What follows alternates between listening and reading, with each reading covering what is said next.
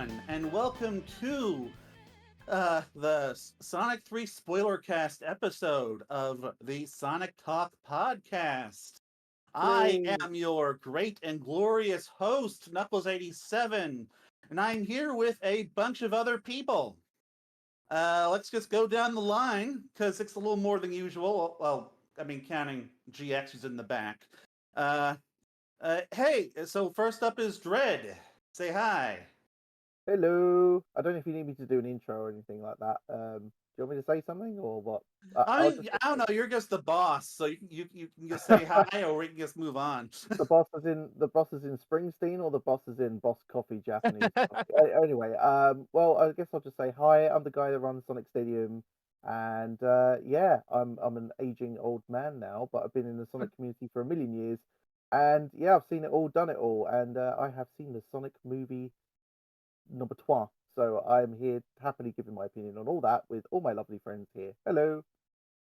And he's also the boss of Sonic. Wait, no, yeah, you said Sonic Stadium. He likes to work us with whips. Mm. I like the So implication that I am somehow part of the friends, unless Dredd is specifically not counting me as part of this episode's cast. You're only a friend if you come in like I just mentioned, like toasty uppercut. If you come in like that, then Mhm. you're a friend. You're my Okay, uppercut friend. good to know that I will not be a friend this episode. No, you're a my friend uppercut if you friend. love Shadow Oh, the just good to know Hedgehog. that I will not be a friend this episode. Next up is our usual guy who is always with us, Shigs. I've also seen the movie twice. I missed the Oh first wow. 6 minutes getting concession stuff for my nephew's first time around, so went and saw it again on RPX at another Regal theater. Still had a good time. We're gonna cover that bit later. We're just saying we're just like introducing ourselves right now. And finally we have the evil Dr. Reef. Hello, I'm here for my once every 2 years appearance, and I'm honored to be a friend of not just the show but also of Dread. And I was also informed that apparently I should just be saying evil Dr. Reef, but I think the evil Dr. Reef just gives you, I don't know, a little more pizzazz. I mean, how many of them could there be out there, really? I might as well be the one and only. There's at least two, but I think They this is should your stop way of it. reclaiming the mantle. We Yeah, should Um, put D at the front of all of our names. The Dreadknux, the Shigs. Mhm. And finally we have GX, who is sitting on the floor, pressing buttons on a keyboard, pretending to do tech support and stuff.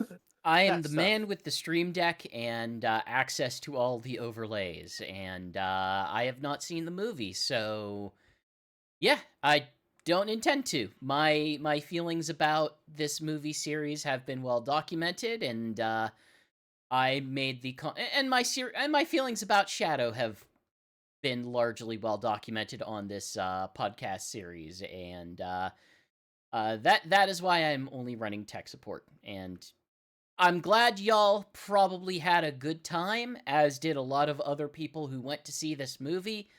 I'm good. I'm gonna go maybe rewatch the Knuckles series at some point, because that was a fun time and I really liked it.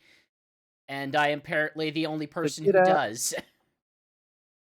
Get out of here. Shun the non-believer. Shun. Oh, if I only. don't. Fred, did you like the Knuckles series? I don't think you've ever yelled at me for that two and a half star review. Who, me or GX? You. Me? I don't care. Yeah.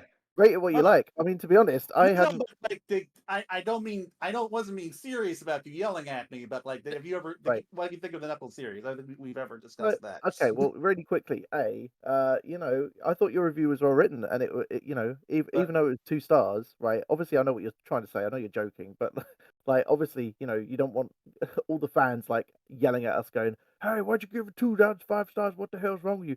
But honestly, if you can support your opinions and your arguments, I'm probably just then asking what two's fine. you thought of it real quick. Like, Um, did you like it or hate it? I will be brutally honest. I have not quite finished it yet. I've got to the last episode, So that probably Okay, says so you everything did you not need to like it. know. I got to the episode. Actually, no, I'm past this point, obviously. But it was the episode where it kind of the pacing falls off the rails, like when they have the episode where they all have dinner and stuff. Knuckles has dinner and stuff. Ah, that was the I bad one. didn't mind it, but yeah, that's obviously every other fan who's ever watched it says that's where the wheels come off a little bit Oh, on the that show. you see, that's I what I'm kind of here for. agree. I'm here for the wheels coming off. It's one of the reasons why it's the only thing that has come out of this Paramount stuff that I have actually liked is because Yeah, there's no artifice of like, hey, we aren't big dumb comedy nonsense BS. It's like, no, we're not going to try to be all things. We're going to be the stupidest possible thing. And it's like, I mean, number one, Knuckles, really good character in the series. But number two, like, hey, if you're just going to make the series that's going to be full of bad dumb humor, like, then just make the series that's about bad dumb humor. Anyway, GX is our resident grumpy. I don't Grumpy face. think I'm inherently Uh, grumpy. I think I'm just I am the opposite of whatever the fandom feels at any given moment. Not by choice, Kinda but grumpy. that's how it tends to wind up. Yeah, I Anyway, have noticed that about you. let's get into this proper.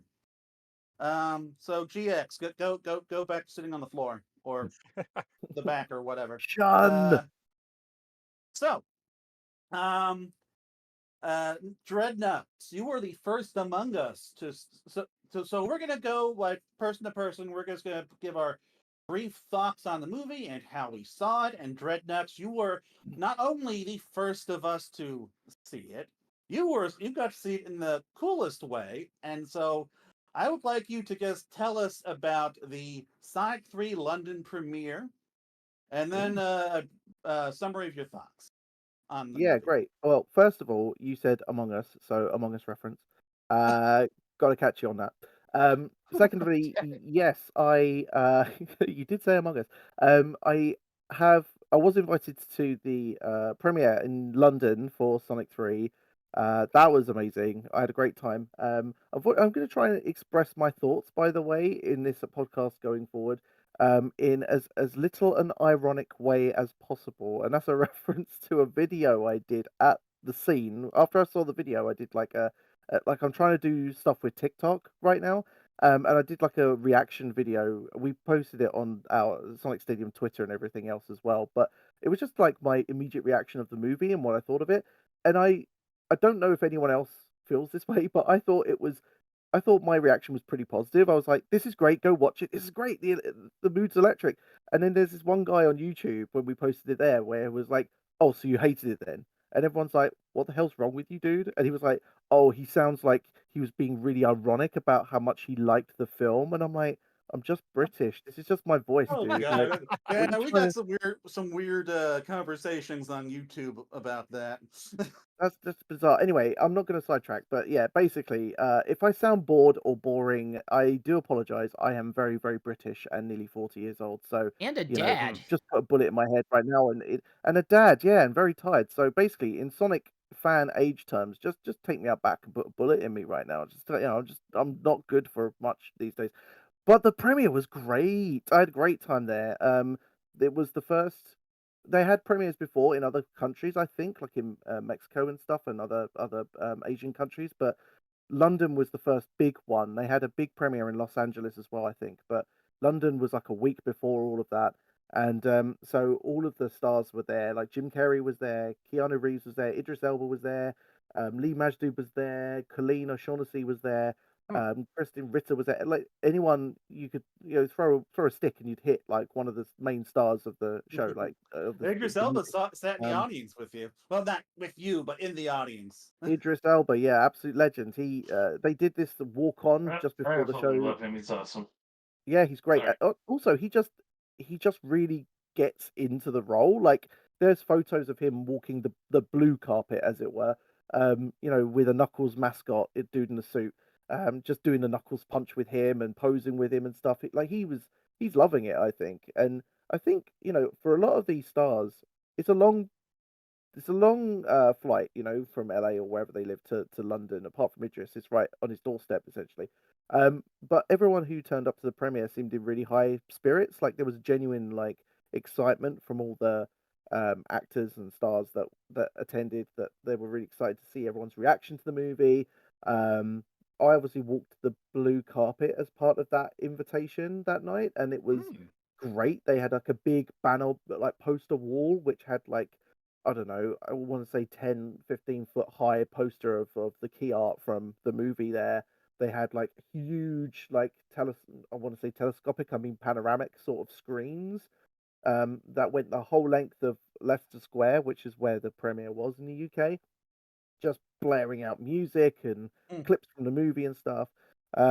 Yeah, my access was limited to just getting a ticket to sit in the theater and watch the movie, which was fine by me.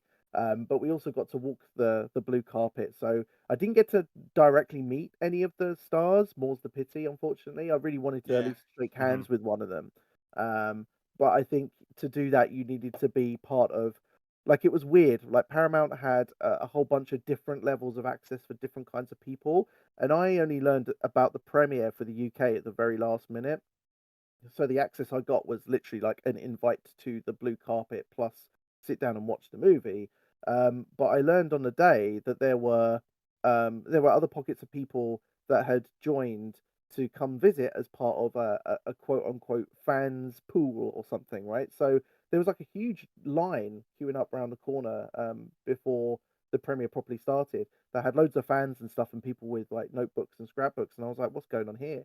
And they were like, "Oh, we're part of the pool of fans." And there was a pocket or like a gated area where these fans were sat there waiting for Jim Carrey and that to come out and sign their stuff.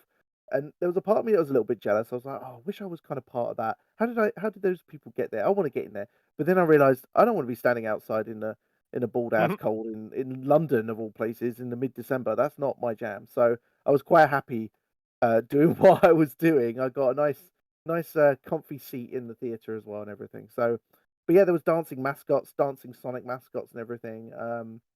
It was so good that I took that as the opportunity to do a couple of videos on Instagram, TikTok, just to show off the whole scene, the whole vibe. It's difficult to describe in words. There was a premiere before for the first Sonic movie in 2020 in London, but it was a much lower key event. Like it was literally just Yeah.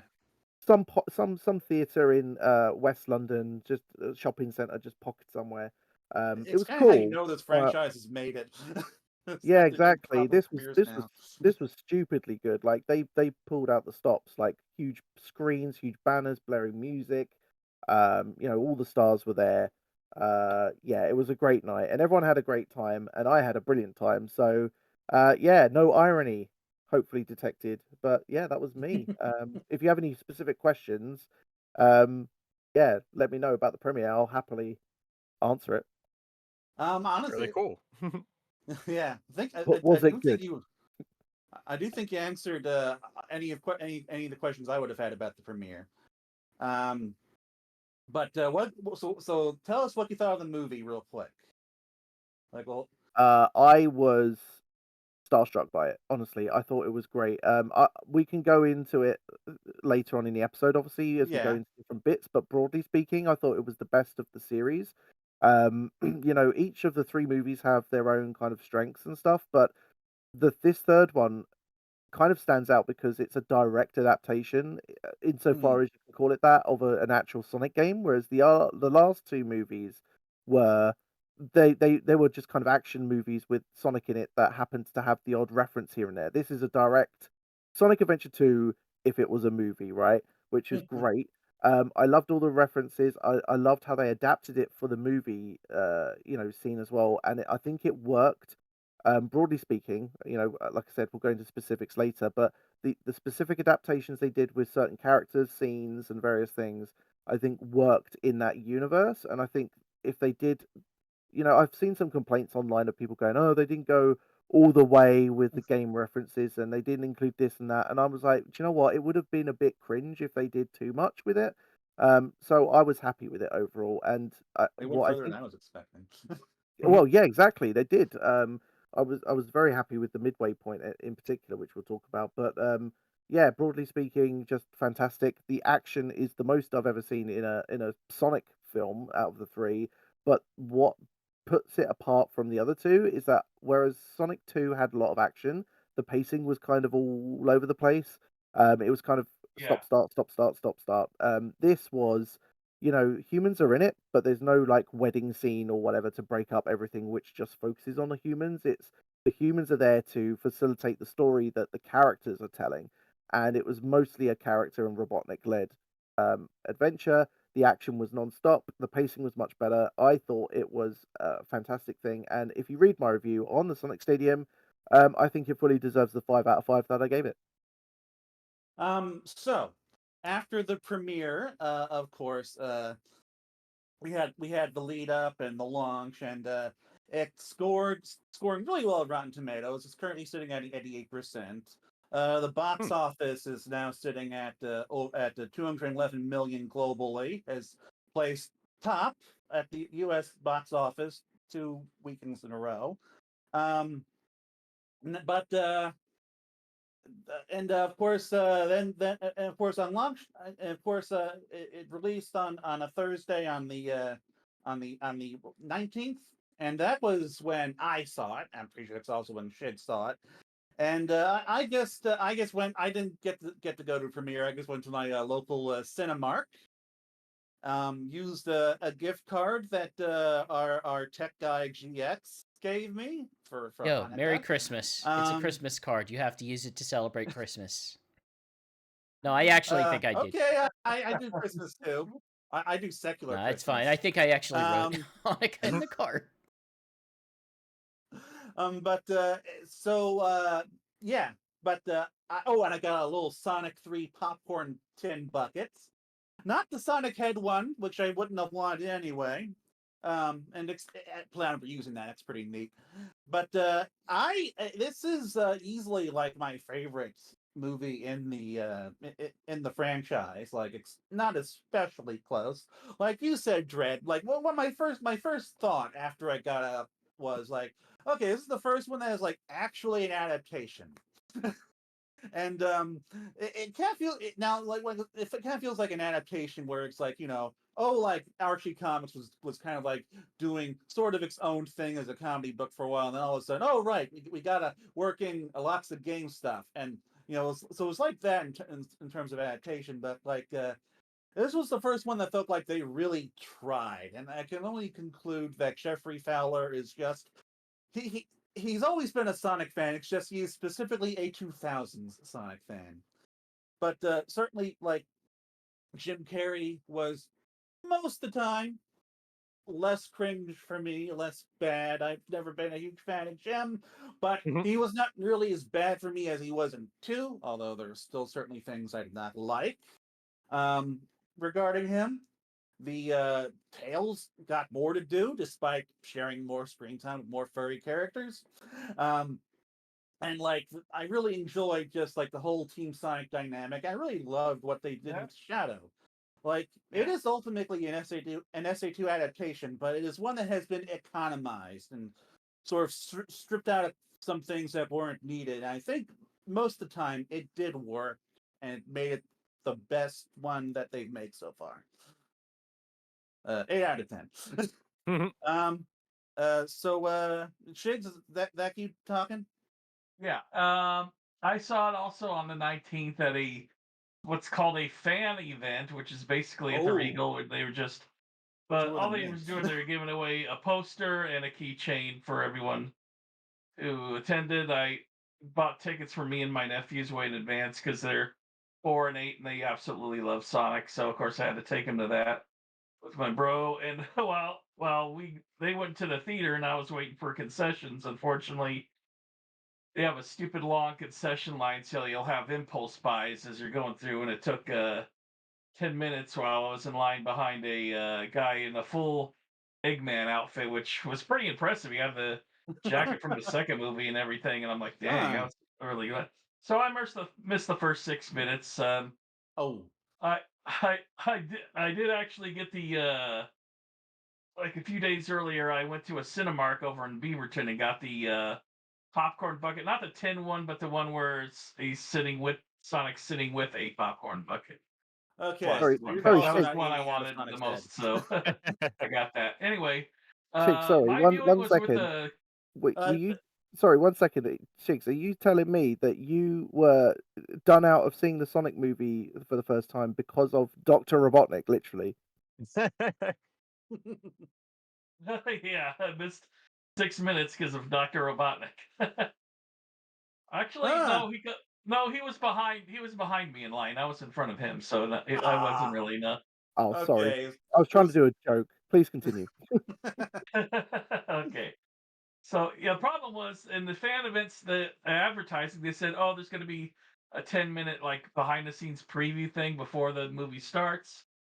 And I knew there was trailers and everything, so I thought I had plenty of time. And no, by the time I get there, they were already about to start the race part. So I missed the whole Shadow getting out until I saw it a second time. This time, it's funny. Okay, I haven't not seen this film in a normal way so far. The first time for the premiere was on a Screen X, which if you don't know what those are, they are a screen that goes super super wide across the walls for certain action scenes. yeah, Which for this movie was a lot, but if you're sitting closer to the screen, it doesn't really give the effect that well. It gets all fuzzy, but those things, it's very gimmicky. I don't really care for that too much. The second time I saw it was in RPX, which is a nice big screen, great sound, and the seats vibrate during action scenes with explosions and lasers, everything kind of like a Rumble Pack. Oh, And geez. that no. actually worked really well, and that was fun. And I gotta say, like both times I've seen the original two Sonic movies, when I'd see them a second time, there was more for me to nitpick at really than the last time. And this time I did not feel that as much. In fact, there was one nitpick I made that originally, where looking back, I felt like I was wrong about it, and that was near the end. I actually had Um, a similar experience when I went ahead and saw this the second time yesterday. yeah. What was I gonna say now? Sorry. Yeah, but for the first screening, the audience really helped, my enjoyment of it because they were really into it. I mean, the little quips from Sonic Adventure 2 or Live and Learn suddenly playing near the end, they were freaking out about that. Of course, they were freaking out about the end credits, and so everybody enjoyed it. I'll agree with everybody else that this was the best of the trilogy so far. Very fast paced, great character interaction for the most part. The humans were definitely sidestepped where they were almost barely used. And I gotta laugh that Gun Commander lived for Olive Garden and died at Chow Garden. Yeah, I didn't think of that. I dig it. That's good, Jigs. That's actually quite funny. Do you know Yeah, Um, what? and there are little nitpicks I'll get at later, or things I kind of feel are kind of funny. Like I'm starting to realize Tails is kind of a sociopath in a certain ways. But yeah, actually, yeah, very very fast paced. Didn't have that whole wedding thing going on. But so, the best thing I think was the team dynamic between Sonic, Tails, and Knuckles. They made really good use of Tails and Knuckles in a way where I didn't think they'd have enough screen time for them. yeah, Yeah, like it's so weird that Tails got better served in this, at least in my opinion, yours, yeah, but I think he was better in this than the other one. um. So, and anything else? That's about it for now. I mean, All right. poor Tom and Maddie barely got anything to do except for, well, they got that They got exactly infiltration as much thing. as they needed. I um. think you're right. I think it was just as much as they needed. Wade just basically got a cameo, All right. So, and Evil Dr. Reef. Tell us about your thoughts. Well, I am inclined to agree in the sense that I think that this was, if not the best one, then it's certainly, I would say it's at least tied with the first one. I think that sidelining a lot of the human characters actually really helped make it a much better movie. I feel like the scenes where there were a large number of human characters actually dragged the movie down somewhat.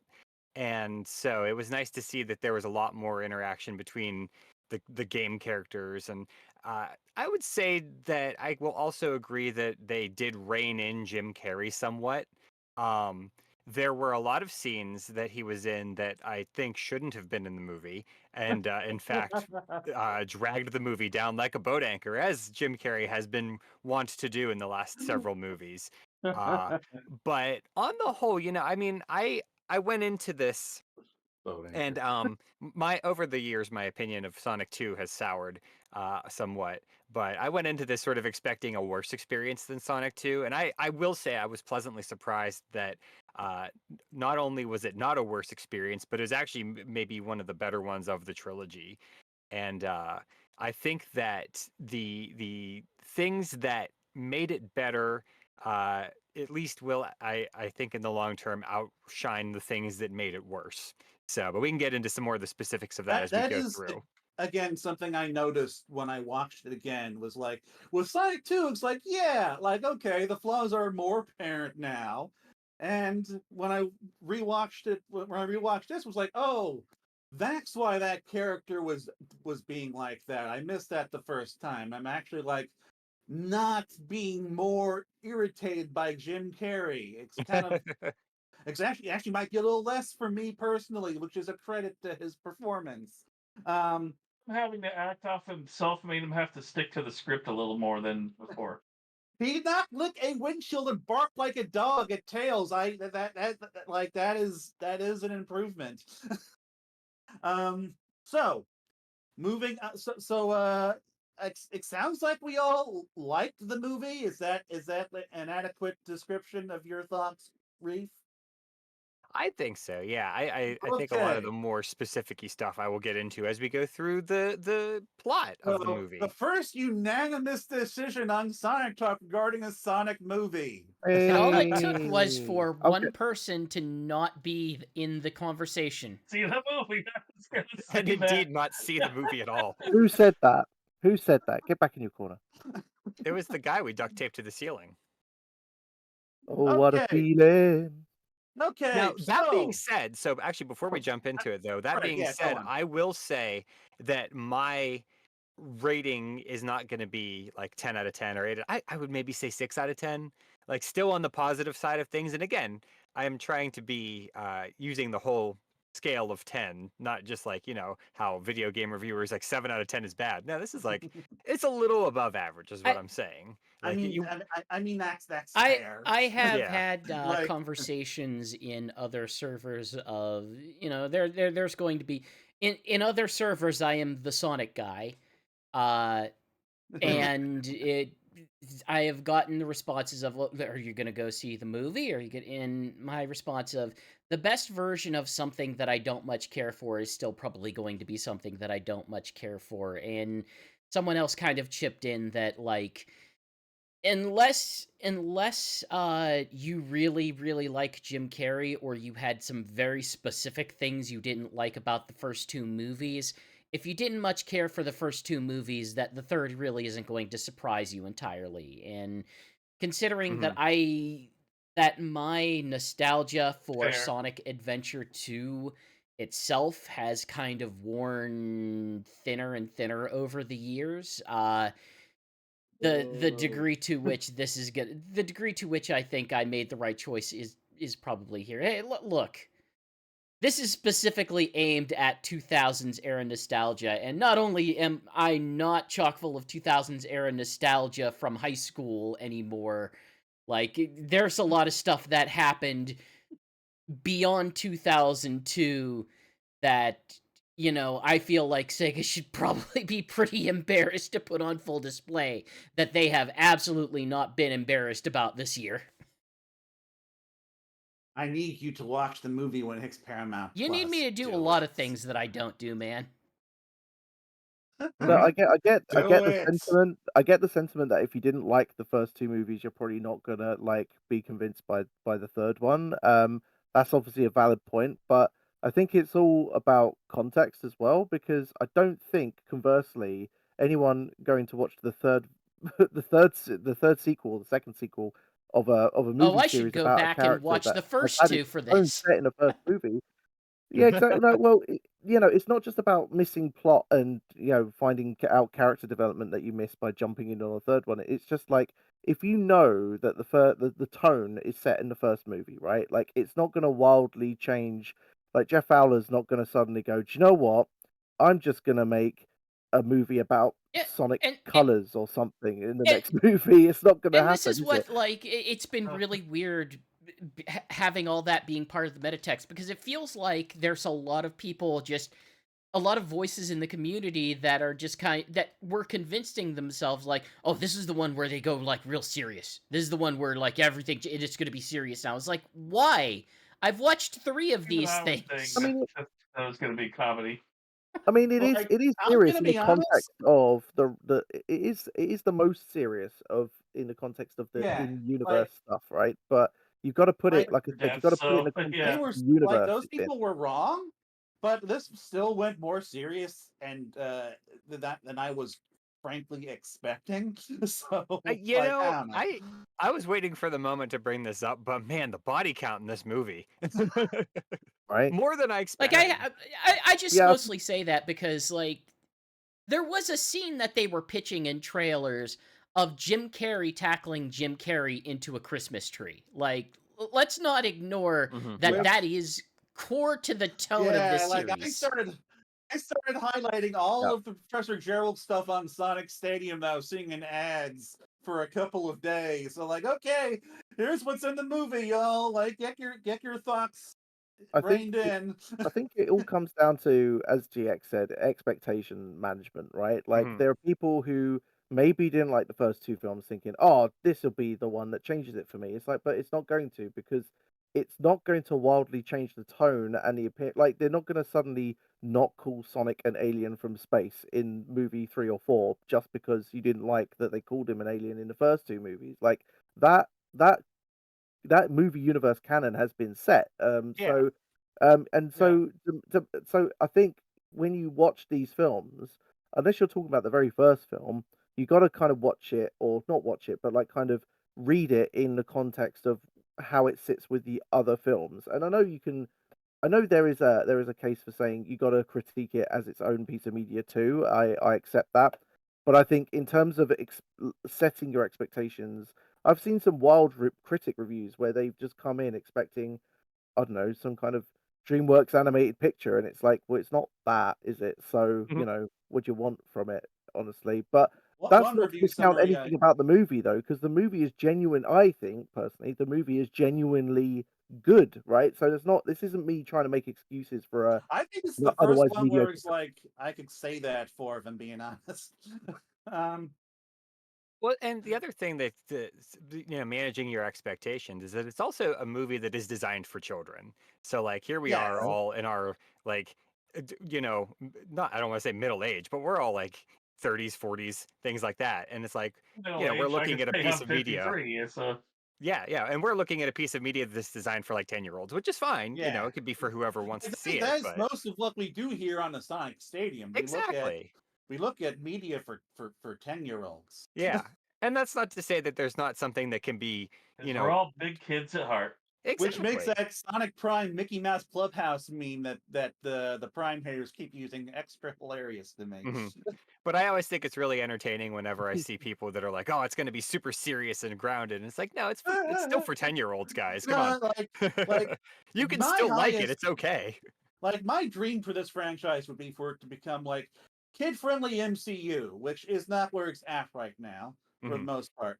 But You like know, like this is always gonna be something specifically aimed at like your 7 to 10 demographic.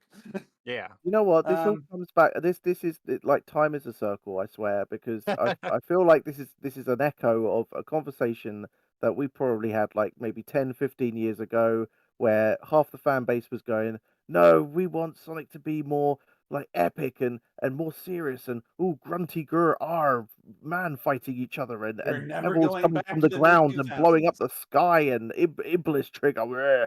And then the other half of the fan base is going, no, Sonic's just for kids, mate. If it's good, it's good.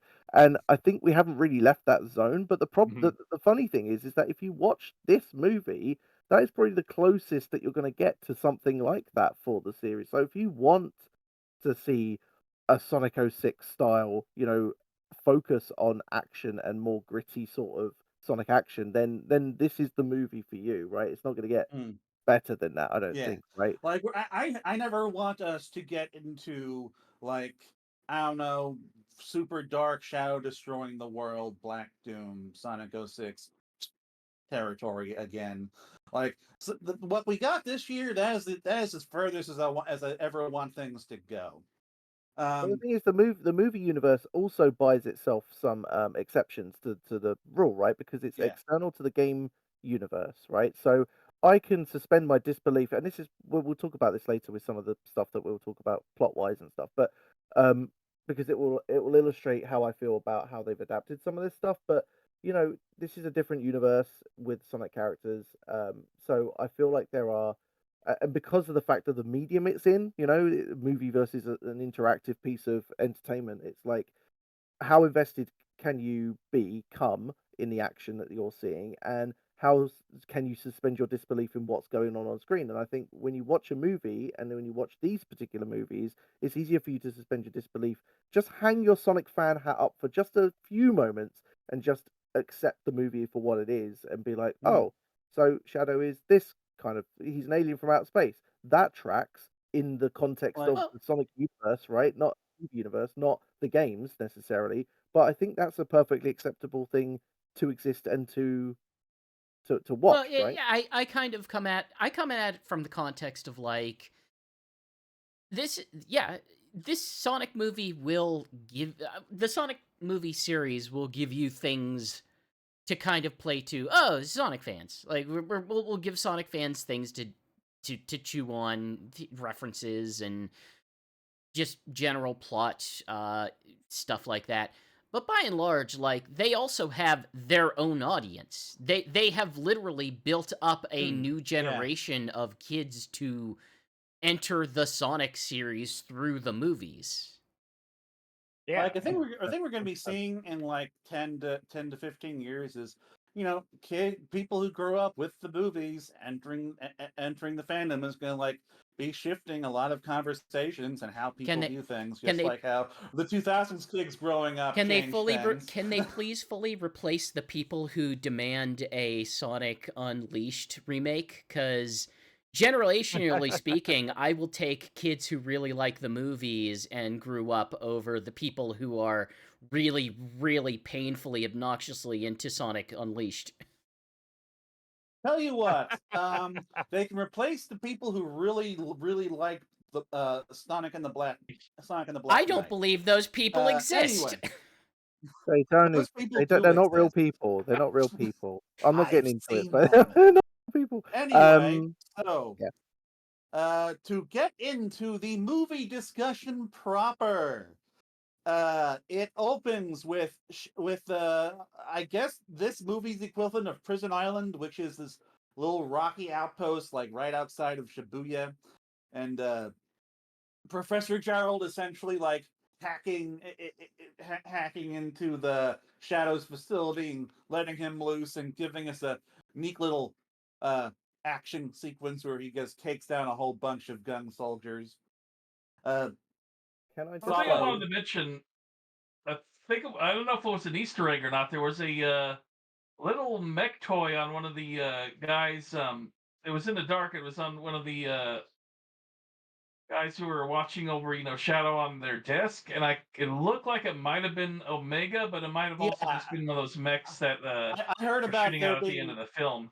I oh heard yeah. there being an Omega reference in there somewhere, so you saw right, I think. I could Can I believe also that. just Yeah. say I was more I didn't see that reference because I was more distracted and delighted at seeing one of the guy who's overlooking the console in that scene is Jorma Tacone, who's from The Lonely Island. So I was like, oh look, Oh cool, The Oh, it is. Lonely yeah. Yeah. Island's in it.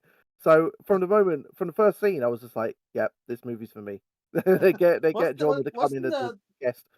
isn't that the guy that worked on that Knuckles rock opera thing? Oh wait, you haven't seen that, have you? It's all right. I know it exists. It's fine. Yeah. But I think so. Yeah. That's pretty neat. But that does kind of help set the tone for like Shadow's little portion of the movie as something that's a little more serious. But then we immediately get into Team Sonic and Sonic's Earth Day, Excuse me, his B. Arthur Day, please. Bear for um, there. which it serves the same purpose as Sonic's kind of boat scene in Sonic 2, where it's like, okay, here's Sonic just hanging out and living life with his family, and he and Tom have a little heart to heart where Tom essentially like delivers the message of the movie to him, which I guess that is his purpose now. It is to be the plot device thing that says that kind of spells out to the kids like, okay, this is what Sonic's going to have to deal with in this movie. In this particular movie, it is um, learning to man, what Go You with your forgotten. heart, I guess, or something like that. He's Sonic's But yeah, metaphorical dad or placeholder dad or whatever. Something, yeah, something Yeah. yeah, lungs. Sonic's metaphorical dad, but Something about your lungs, right? Yeah. I'm trying to remember exactly what he said. Where it was Make good basically decisions. what It's about making good decisions, and in the heat of the making good moment. decisions, and yeah, making good decisions. Sure. Well, leading with your man, heart. That's because that's kind of brought up later. But one yeah. little nitpick I had with that scene is that they go inside of his cave and Uh, Tom's acting like, "Oh, hey, it's your old cave, and here's your nunchucks," and I'm like, I I just saw a little bit of the end of Sonic One at my nephew's house because the 4-year-old was playing it, and he brought all that stuff up into the attic, including the nunchucks. oh yeah, including the So I'm nunchucks. like, why is the nunchucks back there?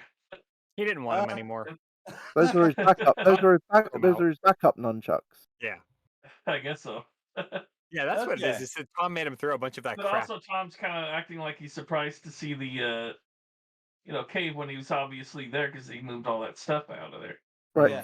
Sorry. Can I stop for a second and rewind? Like, I don't want to be too much of a Shadow the Hedgehog fanboy because I actually love Sonic more. But let's just not overlook the scene, the opening scene when Shadow breaks out of the prison unit, because holy hell, that action sequence was like almost shot for shot, like from the intro of Shadow the Hedgehog, right? Like, I Yeah. was all over that shizzle. But basically, Tom tells Sonic, you got to make good decisions. You got to, and it tries to set. It basically sets up a parallel between Sonic and Shadow that goes throughout the movie, where where like Shadow is being driven purely by revenge, whereas Sonic is kind of being driven by a love for his family and stuff. Man, I'm really I should have wrote this down when I was in the theater, but oh well. Well, So that's one of the but things I actually really It's an appreciated. important part because he kind of does, later on, Sonic does kind of get tempted at revenge for a little bit. So oh yeah, like that is a major part of the climax. Look, I Mhm. know it's a little corny and stuff in these messages in these films, but I think it works in the context of these movies. I think well, it's they got to nice be that there's a heavy-handed message for and the stuff, kids, and Yeah.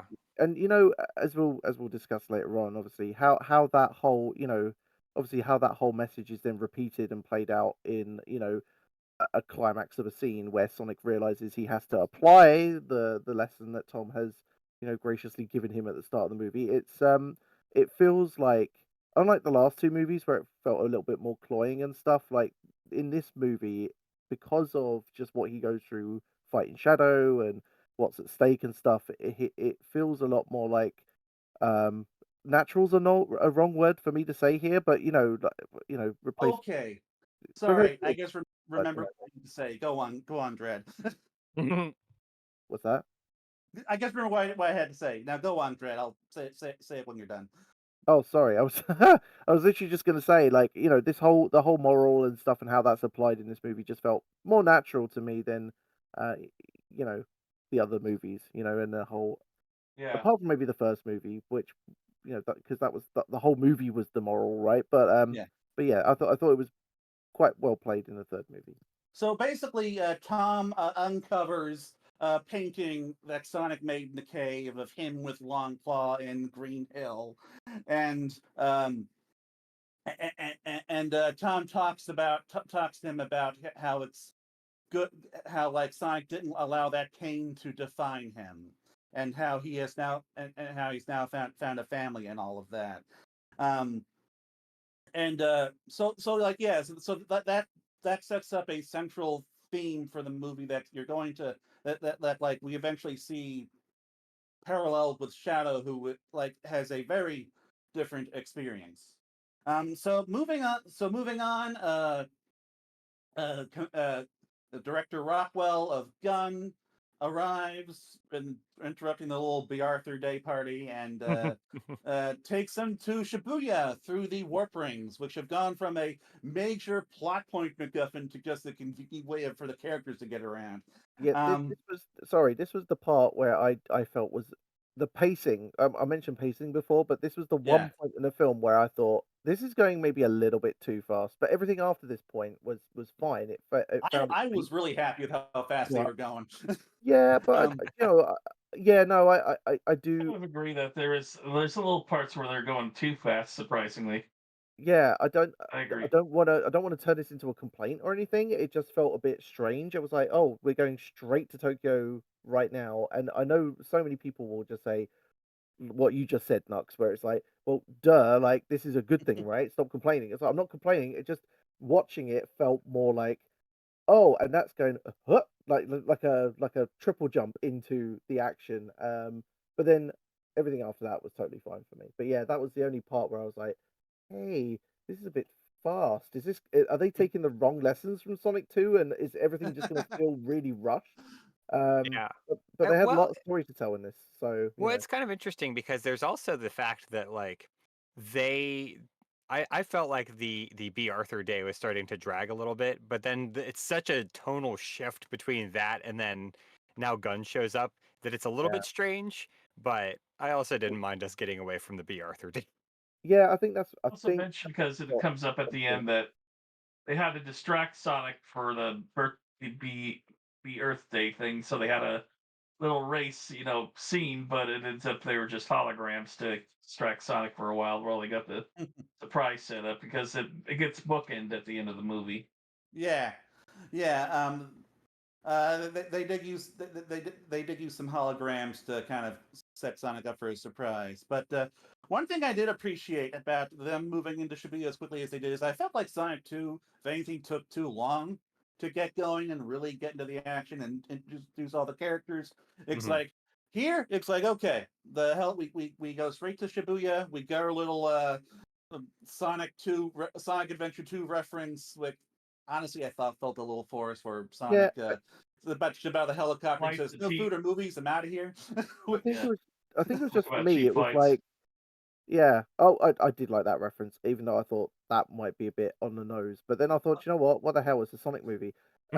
I think the thing that gets me about that whole, maybe feeling too fast is the wrong word, but they spend the whole of like the Sonic 2 gun basically going, oh, these freaks, these aliens that we have to contain and stuff. I hope we never run into those guys again. Oh, whoa! And then in the post credits, it's like, oh no, Shadow.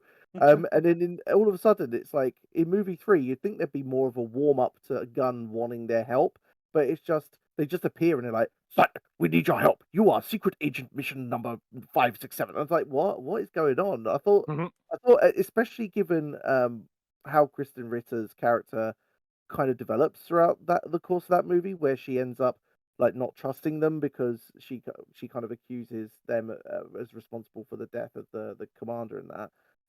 You'd think that she is already a She character that has a little she little was less very trust in those underbaked. characters.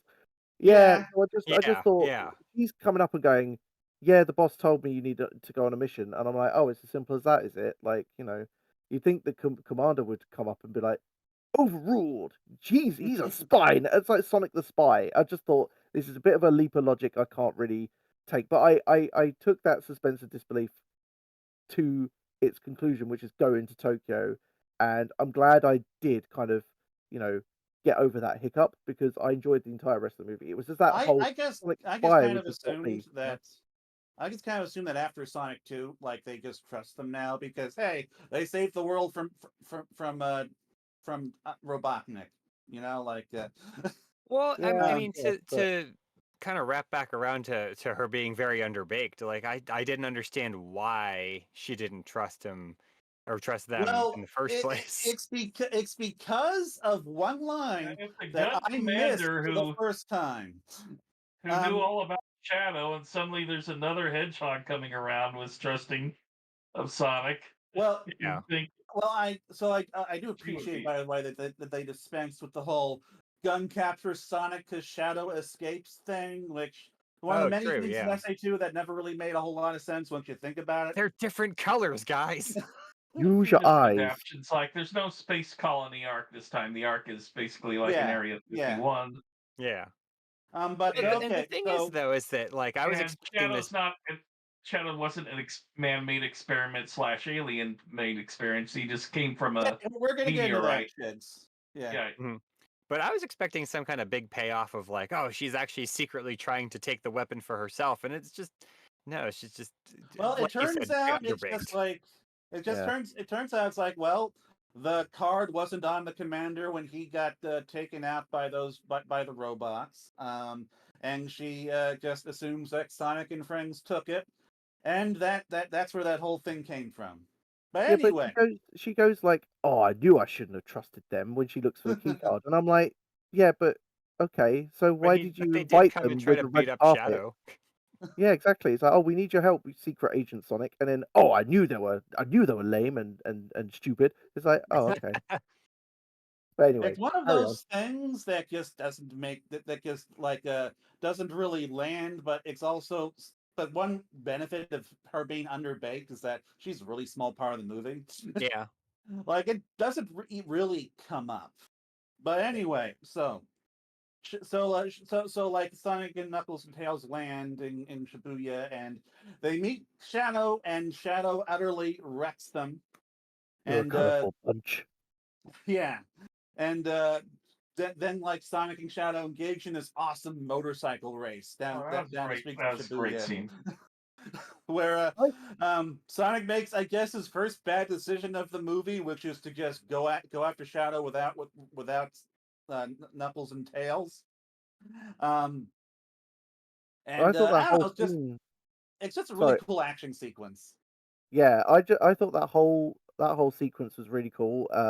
And that, like I said, in contrast to the Sonic's a spy now. That whole sequence just brought me into the entire rest of the film because for a number of reasons. Obviously, Shadow's introduction, meeting Sonic for the first time, I thought that was dealt with very well.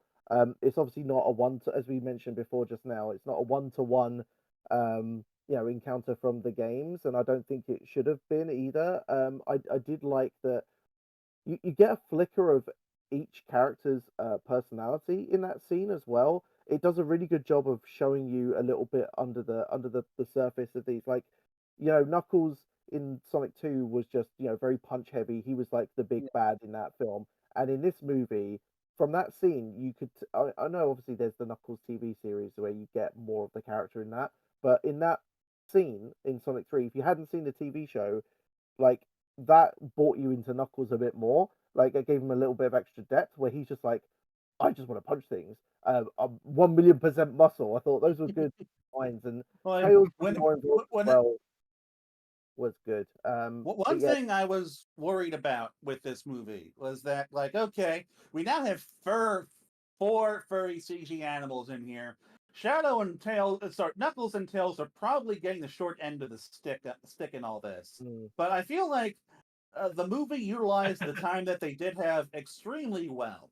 it did, Yes. yeah. And just to wrap up my thoughts on the scene in particular, vis-a-vis the characters and the personality, I really liked the initial interaction between Shadow and Sonic because obviously because of the two characters interacting with each other, but it was the bit that got me was where Shadow is kind of just taken aback by seeing Sonic as well, where he's like, I don't look like you. You look like me. Why do you look like me? And I'm like, that gave me a glimpse into like Shadow is obviously just like a lost soul wandering around. He's not out to just beat everyone up. He's only in it just to get the military that's after him. And when he says to himself, "Why won't you just leave me alone?" It's like you get a real like that tells you straight away what Shadow's like priorities Yeah. are. It's just he just wants to be left alone in his little mountain shack, like Thanos just nod at the sunset and just live his life.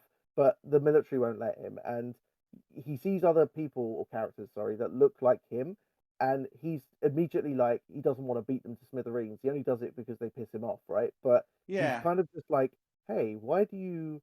If it was any other scenario, right? If Shadow hadn't been kept in a tube for 50 years and just had like half a century to rattle all those thoughts in his head about Maria and stuff, and he then met Sonic, I could see that whole conversation playing out so differently, where he's just like, "You don't look like me. I don't look like you. Why you look like me?" And then they just like chill out and have a hot dog or something. Yeah. But One because of one the circumstances of the scene, it just made that so much more impactful. one thing I do appreciate about Shadow in this point in the movie is that like it's made clear that like Shadow he doesn't have any agenda at this point. He is just out here confused, not sure of Yeah. not sure of what to do or what's going on. And he's not immediately he's not immediately out out here saying I'm gonna get my revenge on humanity for Maria like he was in SA2. It's like he's just a guy who's trying to figure things out, and later on in the movie he is given his motivation. Yeah. But here it's like Team Sonic essentially picks a fight with him, and he again wrecks them. hmm And it's interesting because not only that, but also just like I can't remember exactly where it's mentioned in the movie, but he does say like, I've had 50 years to think about this. I wasn't fully unconscious all of that time, Yeah. which is Uh, a little bit of a nightmare scenario, I suppose. this is that's something I think he said in when they met the second time, where it's hmm like where he says like I dreamed about this for 50 years. I had to think about this for 50 years. This is who I am. When he tries to talk him out of being a violent sociopath. hmm Um, so so from here, Tails and Knuckles and Sonic regroup with uh, the Olive Garden guy who gets an actual name. I forget it. He's still Olive Garden guy. Um, Yeah. and for once, he actually plays his role somewhat seriously, which I do find kind of funny. He even seems somewhat like embarrassed being in the room when the Chow show starts.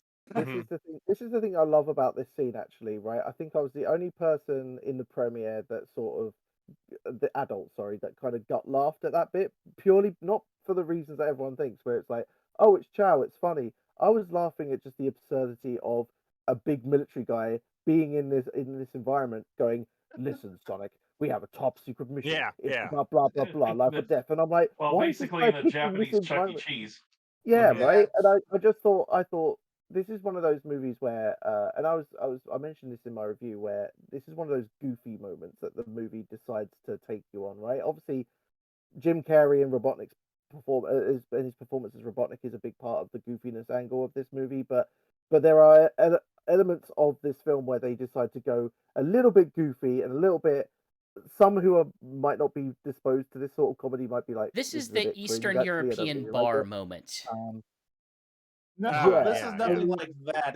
This is not nearly that. no, I don't think I Whatever don't that think, was. yeah, I don't think that bar hit as well. I think the problem with that scene is that it broke the pacing of the rest of the movie, as The important as it was issue for Sonic and Tails' character development. But for this movie, I just thought this is quite funny. This is absurd. Like this guy giving Sonic a top level debrief in the middle of this stupid thing where The with middle J. of Chuck E. Cheese. Yeah.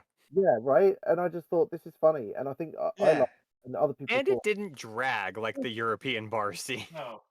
The yeah, European right. bar scene was basically like Sonic and Tails' bonding moment, and it hmm Yeah. does not work very well for that. Whereas here, it's like, Especially okay, considering here's the the bar scene in the first movie kind of Yeah. It's a Expanded rehash of lot the of first that. movie. Like here's a quick bit of exposition, with some with some fun interactions between Team Sonic, and some fun Easter eggs for Sonic fans. It's all that stuff and works very well in all those regards, I think. Mhm. And then of course it gets interrupted by Badniks crashing the party and I guess killing the general. Like I don't know, they call him Medivac for him. His fate is left unclear. But this is where he exits the We never movie know for outside of sure if he was flashbacks. ever killed or not. Yeah, I mean, I know that we're not sure, but like he seemed pretty dead, and like not Yeah. only that, but dang, they killed a guy in that movie. I'll tell yeah, you what's funny. I'll tell you what's funny. I saw one of those clickbaity articles like comicbook.com or whatever they call it, where they do those things where it's like, oh, the death of this character in Sonic 3 might not be as permanent as you think it is. And I read the headline and I was like, oh God, I know which character they're talking about. It's going to be, are we going to talk about, are we going to talk about Robotnik? I was like, oh, it's going to be Robotnik. And I clicked the link and it's like, Commander Walters. And I'm like, okay, but like, who cares about Commander Walters? Quite Yeah. honestly, I was like, this is okay. If he appears in Sonic 4 and he's like, "Hello, Sonic, it was just a flesh wound," I'd just be like, okay, okay. I don't know why it deserves like all these websites doing like the clickbaity. Oh, does he survive this scene where he's in a medevac? That doesn't happen to dead people. I'm like, I don't care. Like, I've Yeah. just seen it for the popcorn, mate. But yeah, I just thought that. I thought just talking outside of the film for a minute, I thought that whole meta conversation about that character was quite funny. Because I was just like, if he lives, he lives, and he don't, whatever, it's fine. But no yeah, one I was just cares. like, that's the character you pick in terms of is he alive or is he dead? I'm like, well, Character okay. you pick if you Could have want gone with clicks. Yeah. well, there's actually a bigger. Well, obviously Robotnik, right? That's a more important character you would want to focus on if you were really being clickbaity. But whatever. So I there's do pretty think it's not kind much of to talk about with interesting. that one, I suppose. But I do think it's kind of interesting how much more what's the word I'm looking for? Not competent, but like how much more gravitas he had in this movie. Yes. Because like in the yeah, first movie, he's like, oh, he's the Olive Garden guy. Haha, it's very funny. And then the second movie, everyone is just kind of wacky and zany and off the wall. But in this one, he was like a real military commander with like a backstory and like I don't know. It was just an impressive change in his character that I think suited him for the better. Like if he had been Yeah, like this the Yeah. whole time, I think I would have liked him a lot more. yeah. thing is also, Although, man, imagine if they carried on the Olive Garden joke and they met in an Olive Garden. That would have been Yeah. horrible.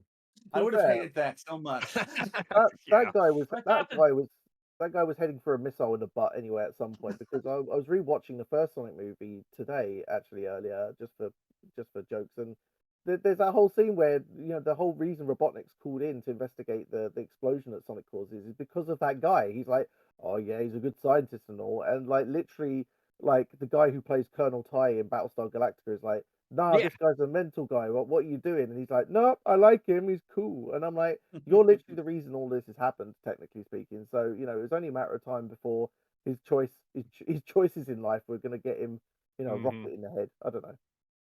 To be Uh, honest, I thought the gag was going to be that he wanted to meet up with them at an Olive Garden, and thought the Chow Garden in Japan was an Olive Garden because Chow Mm. sounds Italian. I am so Uh, glad they didn't do that. I That's like hate that I several laughed at that. layers. Yeah, that's several layers thick a joke, I Yeah. think. I am so angry that I laughed at that. Anyway, for me, the best part of this was just the little bit of the little Team Sonic interactions. That's um, and we also get to find out that I guess Tails is a bit of an otaku because he knows all the top spots in Tokyo apparently. He Yeah. also looks Yeah. like a uh, Pokemon. Yeah. and Knuckles knows what Pokemon is. So okay, so the Team Sonic takes They get trash the canned. security card for the Eclipse Cannon, and they get rescued by Agent Stone, who gets to be a bit of a badass. Takes out all of the Batnik drones or whatever they're called, and It's a takes nice them arc in this to movie. Robotnik. Yeah, Lee Majub is always a treat in these movies, and I think that does continue here. And he gets a bigger role. Yeah. And Yes, this is, of course, when we get Jim Carrey and his giant enemy crab. We Woo! sure do. Holy crap! And I think it looks like, like the big Zom from Gundam. I just want to point that out. Very important that I You just mention wanted that. to bring up Gundam. yes, I a did. Yeah, Gundam you're that, right. as I understand it, that is a Gundam that looks like a crab, right? More or less, yeah. A You, bipedal crab, I suppose. you were supposed to correct me and tell me that wasn't a Gundam. We're going to do a quick thing. Oh, I didn't know we were doing a quick thing. I just was gonna let you just go because I don't have the effort This to is a argue about great it. bit that's happening, like some real great improv. Anyway, yeah. So we get to see Jim Carrey, and he finally got his fat suit, and he has been eating burritos, being super out of shape, watching Mexican soap operas that Telenovelas. are in English. So I guess English American soap operas using a Hispanic accent. I don't know. I won't lie, I thought that was genuinely hilarious. Yes, so did I. Like I I the recognize soap opera. I Anyway. recognize the actor in that from Ted Lasso, so that gave me a kick. It's just the whole there could be only one. No, there can be only Juan. I was like, this is actually Yeah. amazing. Like, I loved it. Oh, those were the two goofy soap opera scenes we got did make me chuckle. So I'll give them that. Um, but yeah, this is when we get Jim Carrey back, and he, like, in his opening scene, he's not too bad for me. Like, I've not made a secret that I don't like Jim Carrey in his movies very much, but like, again, they did rein him in here, and he is reined in here, and he is just like playing bongos on his belly. Um, but just kind of generally being out of shape. That's just the whole joke. He's super duper depressed, and oh yes, and he does also immediately introduce his arc in the movie, which is that he is alone and no one loves him, and he will never have any family, and he is completely unattractive to any member of any sex. Like he does not he is being very depressed right now. Yeah, um but the thing is about this particular scene is that, and this is the complaint I've had about Jim Carrey since movie number 1, is yes. that he sure doesn't feel like Dr. Robotnik. Oh, he is just Jim Carrey in a fat suit. Yeah. There are times where I think he fits the role. Because let's face it, Dr. Robotnik can be a lot of things, and he can be a very, very goofy character. I mean, Like, Yeah. Sonic Boom's Robotnik is extremely goofy, so Yeah. yeah, but I he's wouldn't say it's goofy too in, far off. like, But he does seem very far off in 2 and 3 compared to how his character was in the first one. and the I first Where it's got, one, more about arrogance. I thought he was probably the closest in terms of just behavior, because he's arrogant about his intelligence, and he's Right, extremely right. antisocial. That I, works for I Eggman. gotta, I gotta buck the trend here. I'm a huge like Jim Carrey as Robotnik stan here. I Like was counting on you doing Mm. that. But to be like honestly, I mean, I mean, historically, I've liked Jim Carrey as a comedy actor anyway. I don't like all of his things, and some of his stuff hasn't aged particularly well, quite obviously. But I think in the realm of Robotnik, he put his flag in the ground in terms of how he was going to play that character since movie one, and I thought this is a bit strange, but then again, I just thought, you know what, I'm bought in, right? Since movie two, I was like, I'm bought in, right? He's slowly developing into this kind of madman character, and I dig it. I think this works in the universe. But the thing is, in two, I do agree that he was a bit overplayed, but I think that's less to do with what he was doing and more to do with his general importance in the plot, because it felt very much like in Sonic 2 he was just kind of pushed to the sidelines a bit and being a bit of a cheerleader whenever Sonic and Knuckles were going at it. Like he'd be in the background doing this weird dance, and I'm like, this is kind Yeah. of weird. Yeah. Like I don't think he goes any less um crazy in this movie. Actually, I think he actually goes extra, like especially since he's playing two characters at once. But Yeah. I think with the difference here, where it feels more natural is point one, the more evolved character that Robotnik is at as a character in this particular phase of the story, is more believable in universe. And second of all, I think it's just his role is more important in this film just by Yeah. virtue of the fact that he's playing two characters as Like, one thing as well. So I do get the feeling that Jim Carrey is having more fun in this movie, even if he isn't being as weird to me. And so like at this point, we do get a little bit of like Jim Carrey and Robotnik and Team Sonic getting along, which that Yeah. it's kind of nice seeing that side of that of their dynamic for however briefly. I Yeah, did I, like I will I did say I like got a kick out of the fact that they did the little team up because I mean it's something that we Yeah. see in the games fairly often, and so it was nice to sort of see that occur. And I do think that Jim Carrey, not Dr. Robotnik, let's be frank, but Jim Carrey and Sonic do have a pretty good byplay whenever they're in the room together. Yeah. Uh, so I liked that little aspect of it where they weren't like trying to kill each other for once. I do like the line "Dorcupine" as well. That got a laugh out of me when he calls it when they go out of the ring and he's like, didn't care "Out of my for way, it. Dorcupine." I'm like, okay.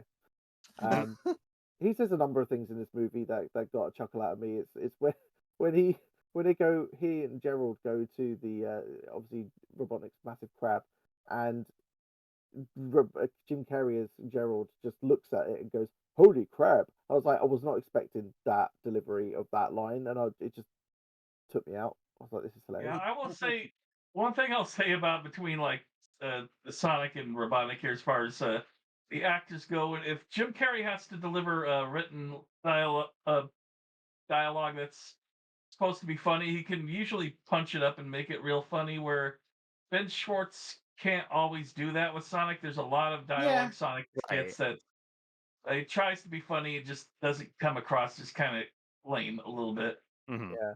And I know we might be jumping ahead just a little bit here, but just to talk about his performance as Gerald a little bit, it's I thought it was amazing, and obviously quite a massive credit to Jim and also the guy that plays his body double when they're both on screen both characters on screen at the same time. It reminds me of an old interview I think Jeff Daniels did once when he did Dumb and Dumber with Jim Carrey, and everyone's like, "Oh, so how do you deal with playing against Jim Carrey? Like, how do you manage that? Like, how do you out comedy him, sort of thing?" Um, and Jeff Daniels just turns around and says, "Well, the thing you got to remember is, everybody tries to out Jim Carrey. Jim Carrey. The trick is to not do that. You have to be the best way to play against Jim Carrey is just to be your own self, and he plays on that, and it shines through."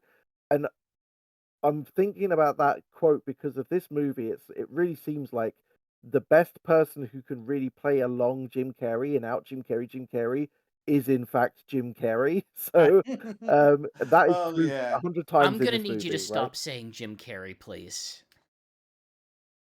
What's the matter? You don't like Jim Jim Carrey? Carley. What about Drew Carey? As long as you're not saying it 40 times in a sentence. No promises. I might get some Jim damn J. Carrey. Carrey. James Carey. I will say one thing about I mean, and maybe we're getting a little bit ahead of ourselves here, Yeah. but I think I would have preferred it if Gerald and Dr. Robotnik were two different characters, not two different actors, just two different characters instead of the same person. The Yeah. same personality, and it's kind of interesting because towards the end of the movie, as the sort of plot that Gerald has baked is starting to unfold, he starts to take on more of his own personality. But I mean, really, they're just Jim Carrey Takes a twice, while and before you see like Yeah, Gerald's sinister side, yeah, I yeah, do have and more yeah, or to more say on more that sinister. yeah, once we're like up to it. But Yeah. you yeah. know what? We might since that actually does give us a fun little way to move into the next bit, which is the Maria flashback with Shadow. Shadow Maria. gets to like an abandoned mountain base, and he starts thinking about Maria, and that's when we get the whole deal between her and him in the movie.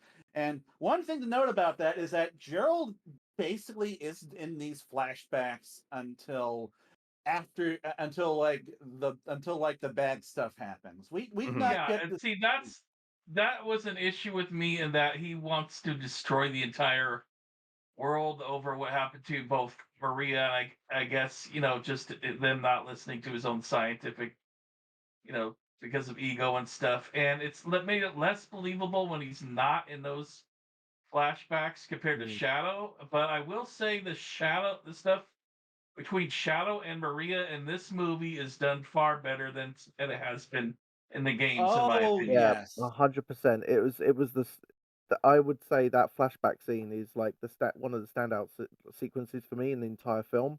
I Yeah. It is one of the thought it best. was It is the best so sequence in the franchise. so wonderfully told, and it was, I know that I've talked a lot about suspending disbelief and stuff. I don't feel like I really had to in universe and Mhm. with that scene. I don't feel like I had to go, okay, I have to suspend my disbelief because in the movie universe this makes sense because X, Y, and Z. When I was watching it, it just felt like a really good, heartfelt, dramatic story about two people, and Yeah. I was really touched by a lot of that. What was funny was when I went into the premiere, right before I saw the movie, my prevailing thought about Shadow, in terms of everyone was talking about how they're going to do Shadow, how they're going to do Shadow. My prevailing thought was, oh, he's going to be so badass. He's going to be so kick ass. I'm going to come out of that cinema thinking Mhm. he looks so cool and edgy and amazing and wicked, for like the next hour after I've seen it. I ended up watching that movie, and in this sequence of scenes in particular, looking at Shadow and thinking, he's so cute. Why does he look so Yes. cute? He's It's sympathetic. He gets a soft side for a change instead of having to be, Okay. a and constant I'm gonna Yeah. edgelord. jump in here then. So then, do they actually? So this is why I hate Shadow. Is primarily because I don't think Sonic Team or Sega fundamentally understands how to write a character like this. Do they make a Mm. Shadow that at one point was believably not an edgelord? yeah, Well, I would Yeah. not I really would Honestly. call say him an uh, edgelord in this. I would say yes, and I think the thing that clinched it for me was, obviously it's a flashback scene, so there's lots of different scenes playing out one after the other, and it tells you the whole, merry business of how Maria met Shadow and blah blah blah. I thought that was super cute, by the way. Just Maria coming across the test tube with Mhm. Shadow in it. He's not frozen at this point. He's just being like analyzed and stuff, so he's able to move around in the test tube and stuff. And Maria, I thought this is going to be a bit cringe. And I thought it was actually really heartfelt and heartwarming. She drew little bunny ears on him on the test tube to make him look a little less Yeah, scary. He was a bit angry and stuff. Yeah, But the funny thing and that got cute. the thing that won me over was, they got to be friends, and there's this montage of things playing to music where they do all these things, like they run around the halls and they eat popcorn, watch a movie. It was the movie bit that got me, where like they watch a movie and it says, "Oh, the freak alien from outer space," and you see Shadow's reaction to Flying that, lizard. Yeah. where he's like, yeah. he gets a little bit, you can see up to that point his relationship with Maria hasn't really impacted how he feels about himself as a character, or as a being that exists. But when he watches that movie, it suddenly hits him. It's like, well, I'm different from everyone else. And then there's a scene where he's lying on the grass with Maria looking up at the stars, and he says, it's when he says Keanu Reeves. I'm going to put this all on Keanu Reeves' delivery, by the way, in his performance. It Yes. was outstanding, but it's when he goes, Yeah, Maria, it really do is. you think I'm a bad person, or something along those lines? And I'm like, that got me in the feels. Like, I was like, you suddenly get why, like, this character Like has such a kind of a yin and yang to himself, and Mhm. I thought that was such a well delivered, well performed Now, performance, for lack of a better word. Yeah. like I got to give them a lot of credit for the flashback scenes in particular. Like, I mean, I Yeah. think that those are really well like, obviously there's the juxtaposition of like, oh, here's the scenes with Tom and Sonic, and they're having their little like, oh, in your lung, that kind of like, it's obviously a mirror kind of thing. But the flashback scenes were written so much more like, what would be the word I'm looking for? Like, they're so much more impactful than the stuff with Sonic, which is fine because we've had 3 movies to get to know Sonic, but like, they really did a good job on the flashbacks, and Yes, they did very it's- much yeah. so. And Maria was a solid character because you don't really get to know much But- about her yeah, other than that she that- likes Shadow, and that's all you need Which to is know. weird to say because she's barely a character in, Yeah. in the actual this franchise. is my criticism and why I have a continued frustration with the character of Shadow and why I say Sega has no freaking idea how to even approach him is because as Sonic X Shadow Generations has kind of showed me, they don't care about the relationship between Shadow and Maria. They care that there is a relationship and that Shadow feels very strongly about Maria, but they never spend Mhm. any effort or any time trying to get at, okay, why do they have this relationship? Why is this important? Why is she the important character in his life? Instead, heck, Mhm. they built a Yeah, whole and this movie prequel really animation emphasizes where it. they actually go back and have slight amounts of time to have Shadow be with Maria, and what they've decided is, no, okay, it's just an Emerald fight scene. So, like, Yeah, what I are mean, you I would even doing? Why argue- is this even a character? Yeah, I mean, there's I feel two things about that, right? Because on the one hand, it's like you could argue that's not really the focus of the game plot, or the game in general, not necessarily the game plot. The objective of Sonic X Shadow is to reintroduce But it people is the to Shadow but as a that is the concept focus of character. the game No, plot. I know what you're saying, but what I'm trying to say is, if this is more of a like a rough guide to Shadow, right? That's the whole point of Sonic X Shadow, or at least Shadow Generations. It's a rough guide to Shadow. If you want to know more about Maria, there's movie coming out, there's other games. Like, I can see that argument, but at the same time, it's like you said, GX. But they've it's never like bothered to do the that surrounding. previously. Like, you're giving me the Cliff Yeah, I Notes, mean, but the Cliff Notes are for a book that they've never Yeah. written.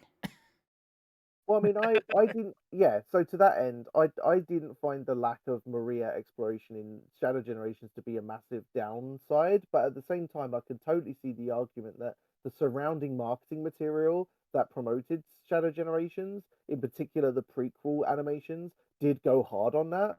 So I am totally accepting of people who in a like UGX that look at it and go, oh, hey, well, maybe this game will talk about this relationship in more depth. And then when it doesn't, when Maria is basically just, an NPC, you're just like, well, what the hell is this? So I can totally see that. It's just a continued frustration that I don't feel like Sega treats these characters as characters, but that's a whole nother. Moving back to the movie, Yeah, sorry. so like we kind of glossed over this earlier, but one thing about like this version of Shadow the Hedgehog is that he is a character that feels more emotional. Like when Sonic tries to talk to him, Keanu Reeves does a really good performance with this line where Shadow says, that you jumped out of a gun helicopter. There's nothing to talk about, because it's like this isn't an edgy Shadow. This is a Shadow that is really kind of gets sort of angry at the world. So this is a Shadow that has reasons for the things he does. Yes. And I think that actually really gets to GX's point of like, a lot of times in the games, they just have Shadow be the Vegeta character because that's just who Shadow is. But in this movie... I made Alex ask fine. Izuka what Shadow's freaking motivations are outside of Sonic Adventure 2 because I couldn't legitimately tell you. But like in this movie, they actually like show you the progression of like, okay, so whenever all this starts and he's with Maria, Shadow's just sort of like a confused alien, and Yeah, like everybody's here's using why him as an he's mad experiment now. where this girl is, treating him like a friend. Yeah. And like, he jumps at, why does he hate gun? Well, they explain why he hates gun. It's in the movie, which is nice. But and of course, like he crash landed in a meteor, which kind of gives them room to fit the black arms in later if they really want to. But like that the whole like the whole sequence with Maria and Shadow is just really cute, and like I really do appreciate that they even gave Maria skates. Like, some people are have kind of expressed disappointment. This version of Maria does not have an illness. She is perfectly healthy. But Mm-hmm. Yeah, she's I just don't the really, doctor spoiled granddaughter who yeah, and that works he takes perfectly around. fine. Yeah, Let me Like, that tell didn't you guys really a enter my secret. head. yes, Yeah. I super forgot that Maria was sick in Sonic Adventure 2. Sonic I feel Adventure like 2 Oh, haven't played forgets yeah. that in Maria so is sick. long. I I have don't not really played it in blame such a long you, time. if I'm being honest. It's It's almost like, it's almost It's told not like a important. footnote anyway, right? Like unless you read Gerald's journal, like it's not really a super laid out plot point. It's just yeah, that you focus more on the tragedy that befalls Maria as part of the the gun incursion rather than Mhm. anything else. So, Yeah. but yeah, the I the thought drama with the lack Maria, of illness for Maria in the movie that didn't even enter my head. Like like, it's that's just one of those. just a non-issue for me. It's just Yeah. one of those ways they economized SA2's story. Hmm. And it's like, the tragedy of Maria is that a little girl died. Like, her being sick on top of that can certainly add something in a plot that deals with that, but it's not necessary, especially isn't necessary here, where it's Yeah. like, not now that where it's like, it's just, hey, she came into this base, she immediately bonded with Shadow. She was the first one to actually like treat him like a person with the whole Yeah. drawing a cute little bunny face on his tube, and they immediately bonded. And like they do a lot with like a relatively brief scene to establish them, and like then of course at the very end, um, they're looking up at the stars, and Maria talks about something I personally have thought about, which is that hey, like my grandpa told me that when a star dies, like we won't know. It's like it still be shining because light takes time to get here. And he's like, not only does that just work perfectly as a metaphor for how your memory of a character of a person can like kind of can live on long after they've died. Like that, like it's just a really good line. Yeah. Yeah. I'm just enjoying the concept of people complaining about Maria having skates in the movie. It's like, oh, how dare you give this one-dimensional character some personality? Like, geez. Did someone complain Why are about her people having complaining skates? about that? Well, no, I heard one of you guys talk about that, Well, no, saying, I was oh, talking about how they're complaining about how she wasn't sick. Mm. oh, well, same That difference, I being guess. said, it was the 1970s. Of course she has skates. Have you seen the 1970s? I Oh, do I thought appreciate you were how they gonna made say, it look like I the thought you were gonna 70s, by say the it's the way. 1970s. Of course, she was sick. That too, yeah. Um, but yeah, like they do a lot with a little, with her, and it's just it's the best scene in the franchise as far as I I'm will say, concerned. if I wanted to really nitpick, the Traveling Wilburys weren't around in 1974 to be on that LP, but Oh, here we go. that's here or there. I had a Here conversation we with go. my wife Woodstock. about that. It was still a good song to fit the It's mood an of Yeah. the alternate scene. timeline, and in that Yeah. timeline, they Yeah. formed earlier. Yes. And Correct. Robotnik dance. It's the Chemical Brothers. That's the Like timeline we're in.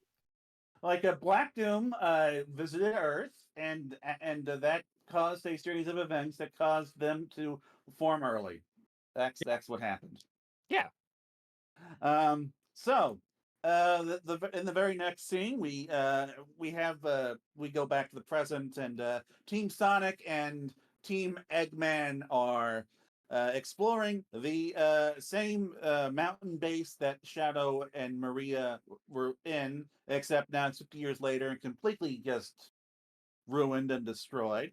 Um, and this is again where we get more fun character interactions because they have to split up to look for whoever hijacked Dr. Eggman's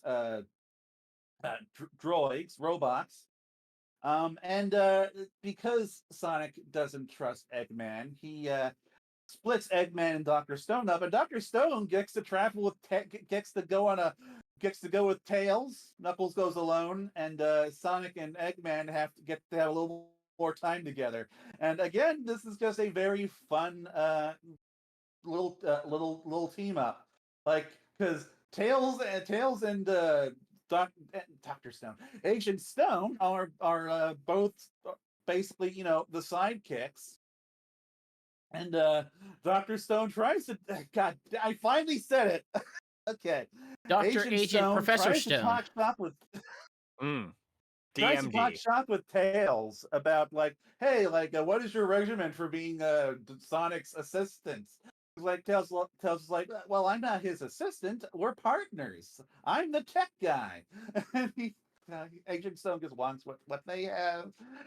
And it's just I I kind of love thought that. that was funny, to be honest with you, because it was so clear that like he's just so abused. I feel bad for Yeah. Stone, and he really needs to leave and do his own thing. Because the time where he was alone in this movie, he was much more competent and better off, if you ask me. So, My dream for this movie was for him to free Shadow and be the main human bad guy, except not really a bad guy. interesting. But no. My dream for him in this movie was that he just like turned on the Robotniks and just became a good guy. um, and another thing I do appreciate about this scene is how like Shadow is kind of like acting like a horror movie villain. Yeah. Where he's sneaking up on the cast and like taking them out. Oh, I It's love the weird. bit with Knuckles started worrying about ghosts and everything. Oh yeah. It's like, no, I have no, I don't have no fear of ghosts and everything. And they do a flashback of him freaking out at Oh, Casper. Casper the Friendly Ghost. Movie. Yeah, that's right. There's no such thing as a friendly ghost. I like that line. Um, but then with Tails and Agent Stone, Shadow's like hovering behind them silently moments before they are taken out off screen, and this is just such a horror movie villain thing to do, and it sets a juxtaposition from going from the Maria flashback scene to that. um. And finally, we do have Sonic and Robotnik with their little heart, with their little discussion, where man, I remember enjoying the scene, but I am unfortunately blanking on what exactly they talked. Oh, right. They did again. Family and such. This is where Dr. Eggman talked about how he didn't have any family like Sonic did, and had no romantic prospects. I kind of jumped ahead on that. But if no one else has anything to discuss with those scenes, I mean, again, Jim Carrey overshares and oversells himself, but I do like Sonic in that scene. So yeah, I thoroughly enjoyed the meeting of the Robotniks, but also yes, I also really liked the we I mean, Reef, you talked a little bit about how you thought Gerald could have been more his own character, and I do agree with you. I think that's a valid point, but I did really enjoy at least the initial scene where Gerald finally meets Shadow for the first time, because it's been a long time. Shadow, I felt that same sort of villainous kind of gravitas that was very different as Gerald Robotnik versus the goofy Dr. Ivor Robotnik flouncing around and stuff. So I think for the most part, I agree with you that for the most part, like Gerald was basically just Jim Carrey as either Robotnik Mark II or Mark One, whichever which yeah, way yeah, around you want to do it. But there were flashes throughout the entire film where he gave off some kind of dark energy, yeah. and and that's why we must punish them and stuff like that. And I thought that yeah, was really cool, right? I thought that was really good. But Right. And there are scenes in that movie where Gerald does that, and I wish that they had been more consistent with it because Yeah, yeah, there's times you have where to you can tell Gerald is the more villainous between the yeah. two.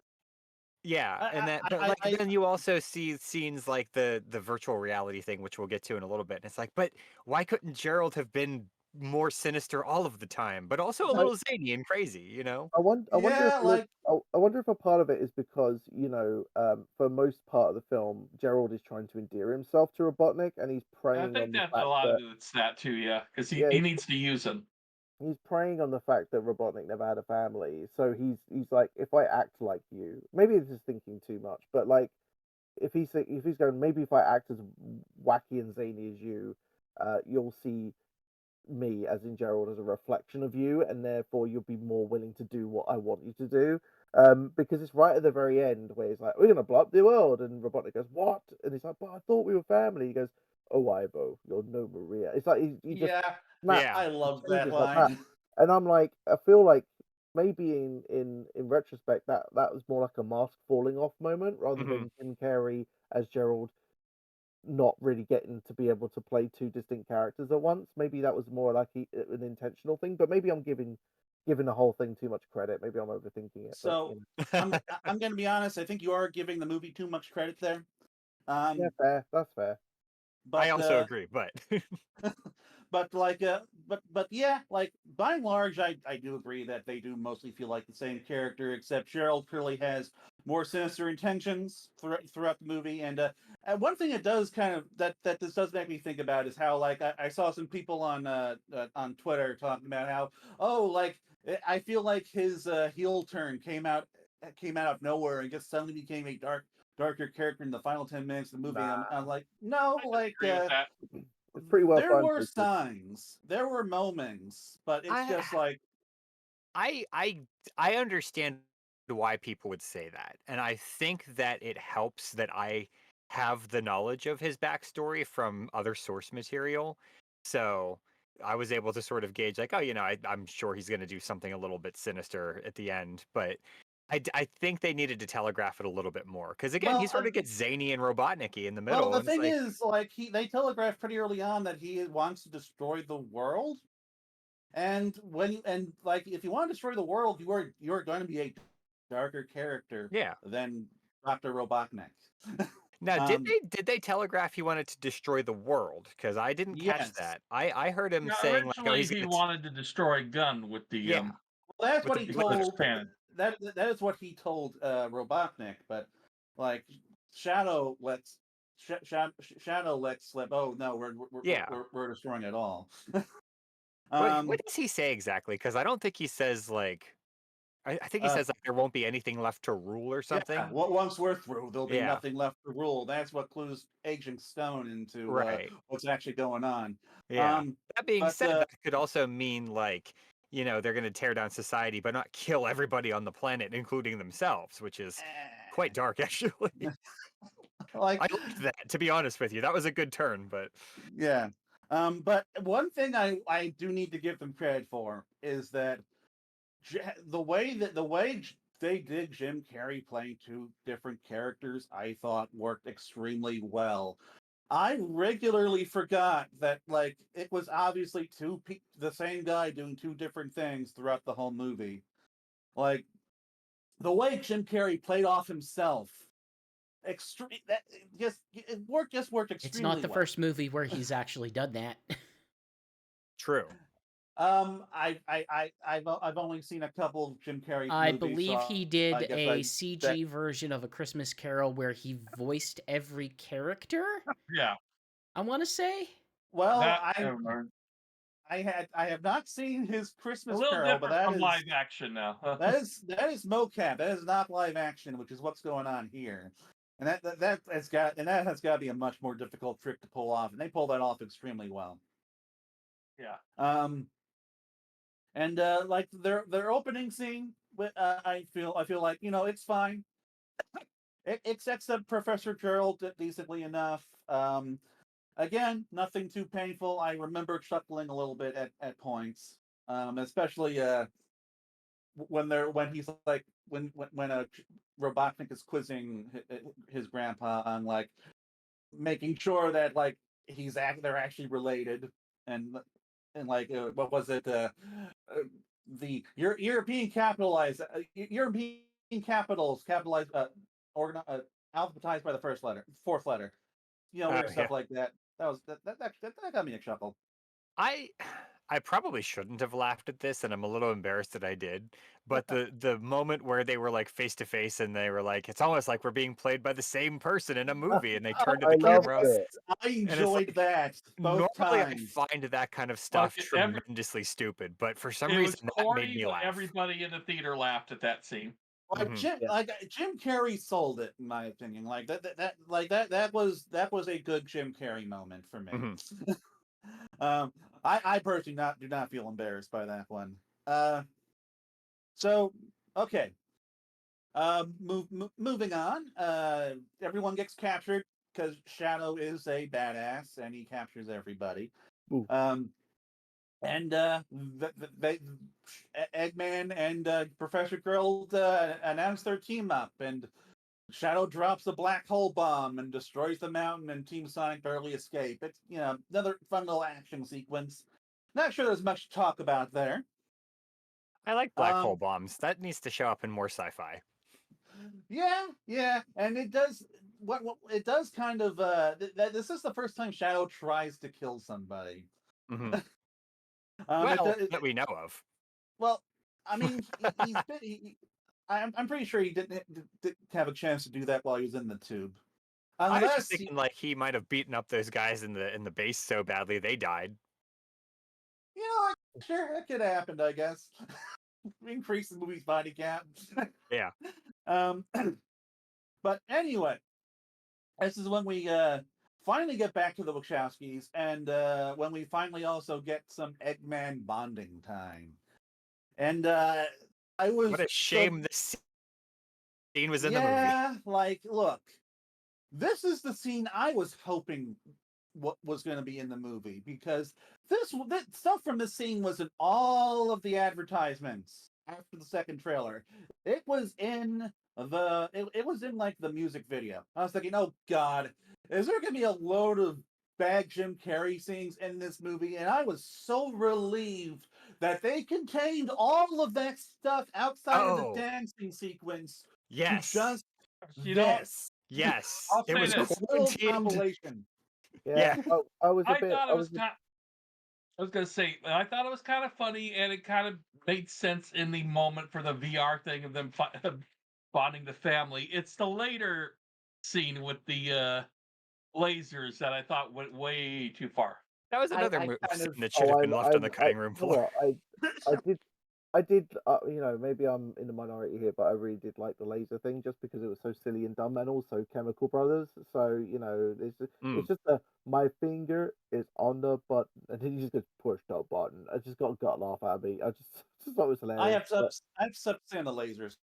But Like yeah, the flashback, or not the flashback, the montage scene of them being all pally pally and the Christmas tree thing, all clumped together, was the best possible way they could have done all that stuff. And I think, honestly, I think a large part of this movie's production was like this anyway. But I think with this sequence in particular, with the VR stuff, I'm pretty sure Jeff just turned to Jim Carrey and just went, "You have free reign to do whatever the hell you think Yeah. you want to do here." Like, I feel like Jim Carrey gets a lot of creative freedom on this purely because of his prestige and his comedy chops. And I think this is him just off the leash with all of this stuff, right? Mhm. To be but it's fair, still all better than And anything also, than the worst Sonic 2. and to also, be fair, it is a character development scene. Besides them bonding, is that we see That Agent is true. Stone being pushed aside and being yeah. pushed further away. So Mhm. even though it's But a very silly moment, it has character driven. It's also a character driven moment. but the best way they could have Yeah. handled this scene was to just not include it at all. Let's be real here. I will say that they did need to show them bonding. We did need Yeah. that. And honestly, I'm still going to say that the way this was handled was better than the way they handled Sonic and Tails in Sonic 2 You with know, the Russian death sequence. I really hate to agree with you on that because Because remember, that was foundational to the formation of their relationship. yeah, And it was Before that. that, which I before hate that to was Tails agree, going, but "Hi, I'm Tails. I've been spying on you yeah, from outer space and watching you you're not take bubble wrong. And I'm baths. really upset that I'm you're not totally not wrong. creepy." Yeah, that's the best time to be right is when it makes other people upset. Yeah, Um, it's Sonic 2 is truly the low point of the franchise thus far. um, but so like yeah, um, they needed to do something, and I wish they could have done something that was not this, but given that two Jim Carreys on screen, I'm not sure what else I honestly would have expected. I'm just glad they handled it the way they did. um, So moving on to the Wachowskis, we get to find out what they've been up to, because again, like Tom has basically been relegated to plot device, and they've been up to hobbies, which I did find this sequence to be funny. Uh, like Kids It were was gone for 2 fine. days, and somehow they were bored. Yeah. yeah, um, and Also, just like the Tom has built concept to a me, maybe as a normal person, I don't know, maybe it's because I'm too normal, but the idea of like, oh man, I sure am bored that no one's tried to kill me today. Like, I would rather take up cooking. I'm, I mean, remember they have like been forced into two zany adventures so far. This is from the guy that was like hesitant to move to San Francisco in the first movie. He's like, boy, it'd be really neat if Eggman dropped a machine on my house today because I'm so bored of gardening. But like as Tom just finished building a model Taj Mahal, and apparently he's made a A puppet. muppet of himself. Yeah. I Do you know love what? I that. thought it was really good to see, a bit of more of a more goofy comedy side to like uh, uh, to, uh, to James Marsden's character and Tika Sumpter's character there. Not just in that scene, but just throughout the heist sequence as well, like how they play off each other. I thought that was a lot better than it was pulled off in Sonic 2. I was Yeah, gonna they did. say, Yeah, I will say they'd have more moments together for what short time they have in it. It's all moments of them together than they've had I for think the the banter previous was two better. films. I think the banter was better with Tom and Maddie this time around. Tom, yes. Tom being really like weird with that puppet that he made, I thought was quite fun. Like, not laugh out loud, like chuckle Hmm. guffaw funny, Again, more like just Tom. sensible chuckle, sensible Yeah. Yeah. chuckle. I will say I think that joke went on one too many times. But I Yeah, don't know. but This Um. this Tom, scene was very weird and out of place to me. yeah. And again, then all of a sudden it's like, oh, we need your help to save the world. And they were like, all right, we're bored of our hobbies that we picked up 2 days ago. I don't know. I feel like that this is true. I think of even the first scene with the birthday, be Arthur Day, where they didn't quite know what to do with Tom and Maddie, so they just sort of like worked them in where they could until they had the need for them basically from here out.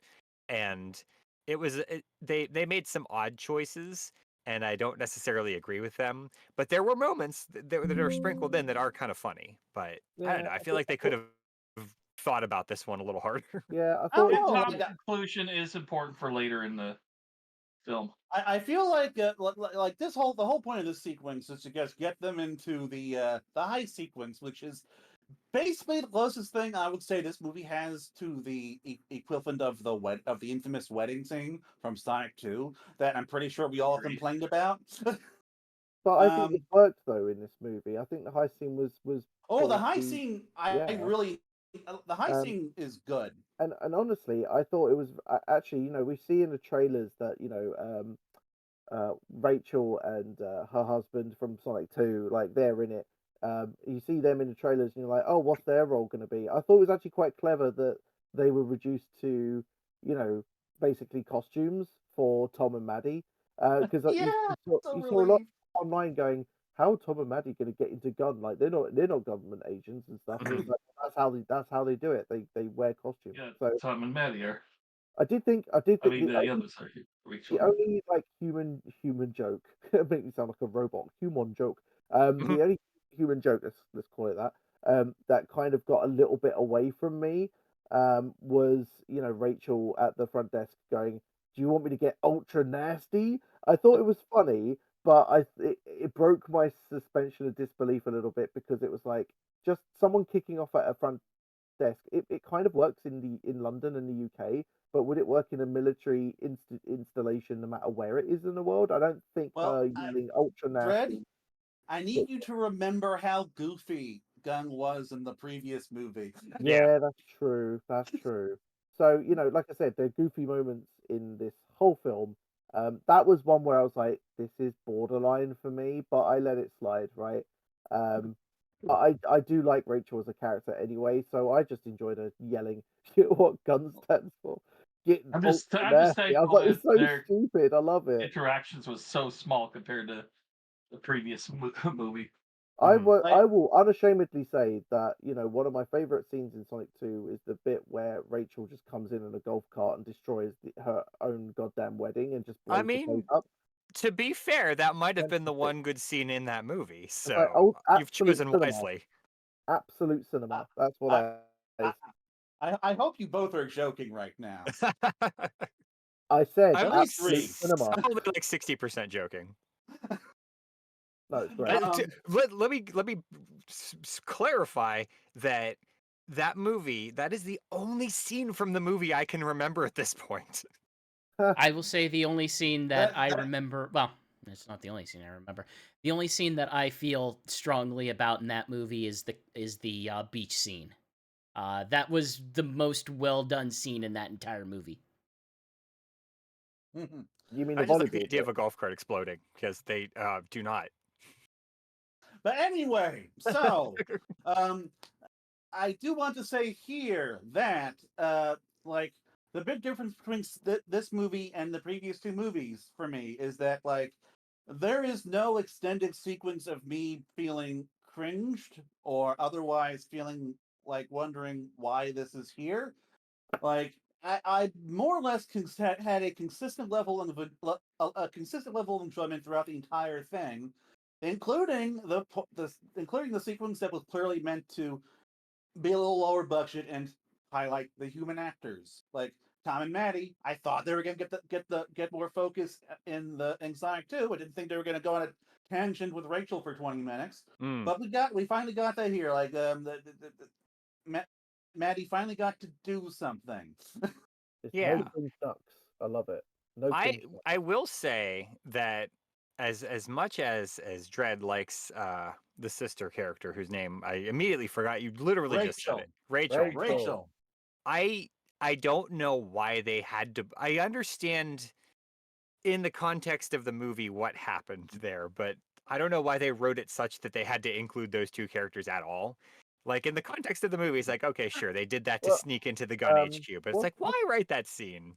I mean, yeah, just to build on that point, and maybe I'm missing a point here from Sonic 2 or Sonic 3 that I'm forgetting or something, but I've forgotten her husband's character's name. Is it Randall? or something? Randall. Randall. He makes sense because isn't he a government agent anyway from He's a Sonic Yeah. 2? agent. But what I mean, you wouldn't let Rachel in just because she's married to him, right? I So can only assume that But Rachel we is could- also yeah. a gun agent now. I was gonna Yeah. say I'm Probably. I'm assuming they made Rachel a gun agent by now, I Right. mean, that's not explained, but Yeah. I guess you didn't need to explain but it. it's not kind fully of- explained. Yeah. Yeah. That being said, it's just sort of like they wrote the scene so they could bring those two back for what end? None. But whatever. I It's mean, fine. I would say that like the way the scene is presented makes sense because like the whole point here is that the gun security is too much for Sonic to get into, and so they are trying to Mhm. infiltrate. the That's what I'm base. saying. It makes sense in the context of the movie. I just don't understand why they wrote the Okay. scene in the first place because it Yeah. was just like But just to put the actors in the So movie, I guess. I To am be Since like, hey, there are those two but since I actors. did technically skip this, like I might as well say what so like so the whole point of this portion of the movie is that they need to infiltrate the gun base. They need to take down its security and get the other key card for this weapon that Olive Garden guy told them about. It's kind of enjoyable It of has a Tails name. explaining the situation and how different ways that Sonic can get Oh, evaporated. I did like that a lot, destroyed. actually. Yeah, like it just gets vaporized by Yeah. by the It's also shield so or by the cheerful laser. about it. And so I enjoyed the whole infiltration thing. I thought that the actors who portrayed Rachel and Randall actually did a pretty decent job trying to copy the Tom and Maddie's characterizations as for as much as those exist. Mhm. And Tom and Maddie's like brief bits of interplay. I enjoyed that, and the whole issues with the hologram. That was a fun little sequence where we like where Tom got a donut head for a second. I don't know. Just fun little bits of chuckle-worthy humor there. But then we get to the infamous slash famous Eggman Professor Gerald dance sequence, which I know one person here has already said they hated it.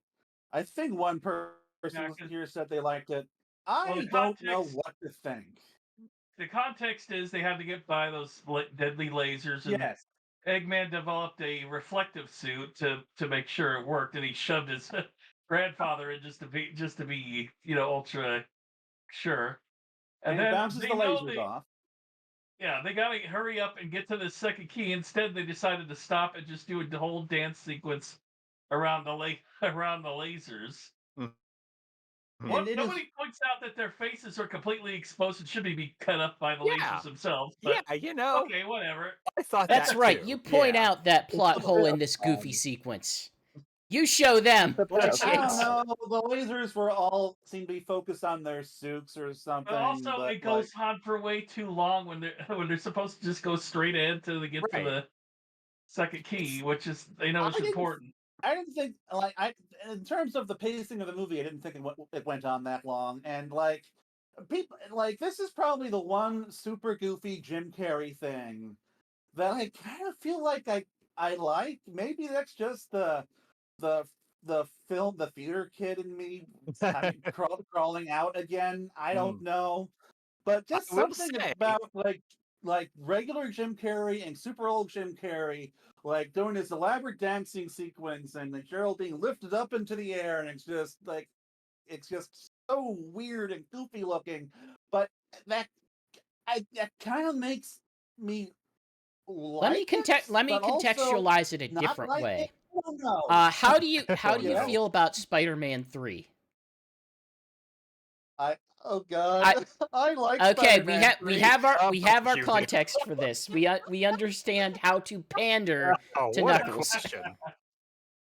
Oh, wow. Showing the bit where like Dark Peter Parker did this whole dancing sequence on a Yeah. chair. I really enjoyed that.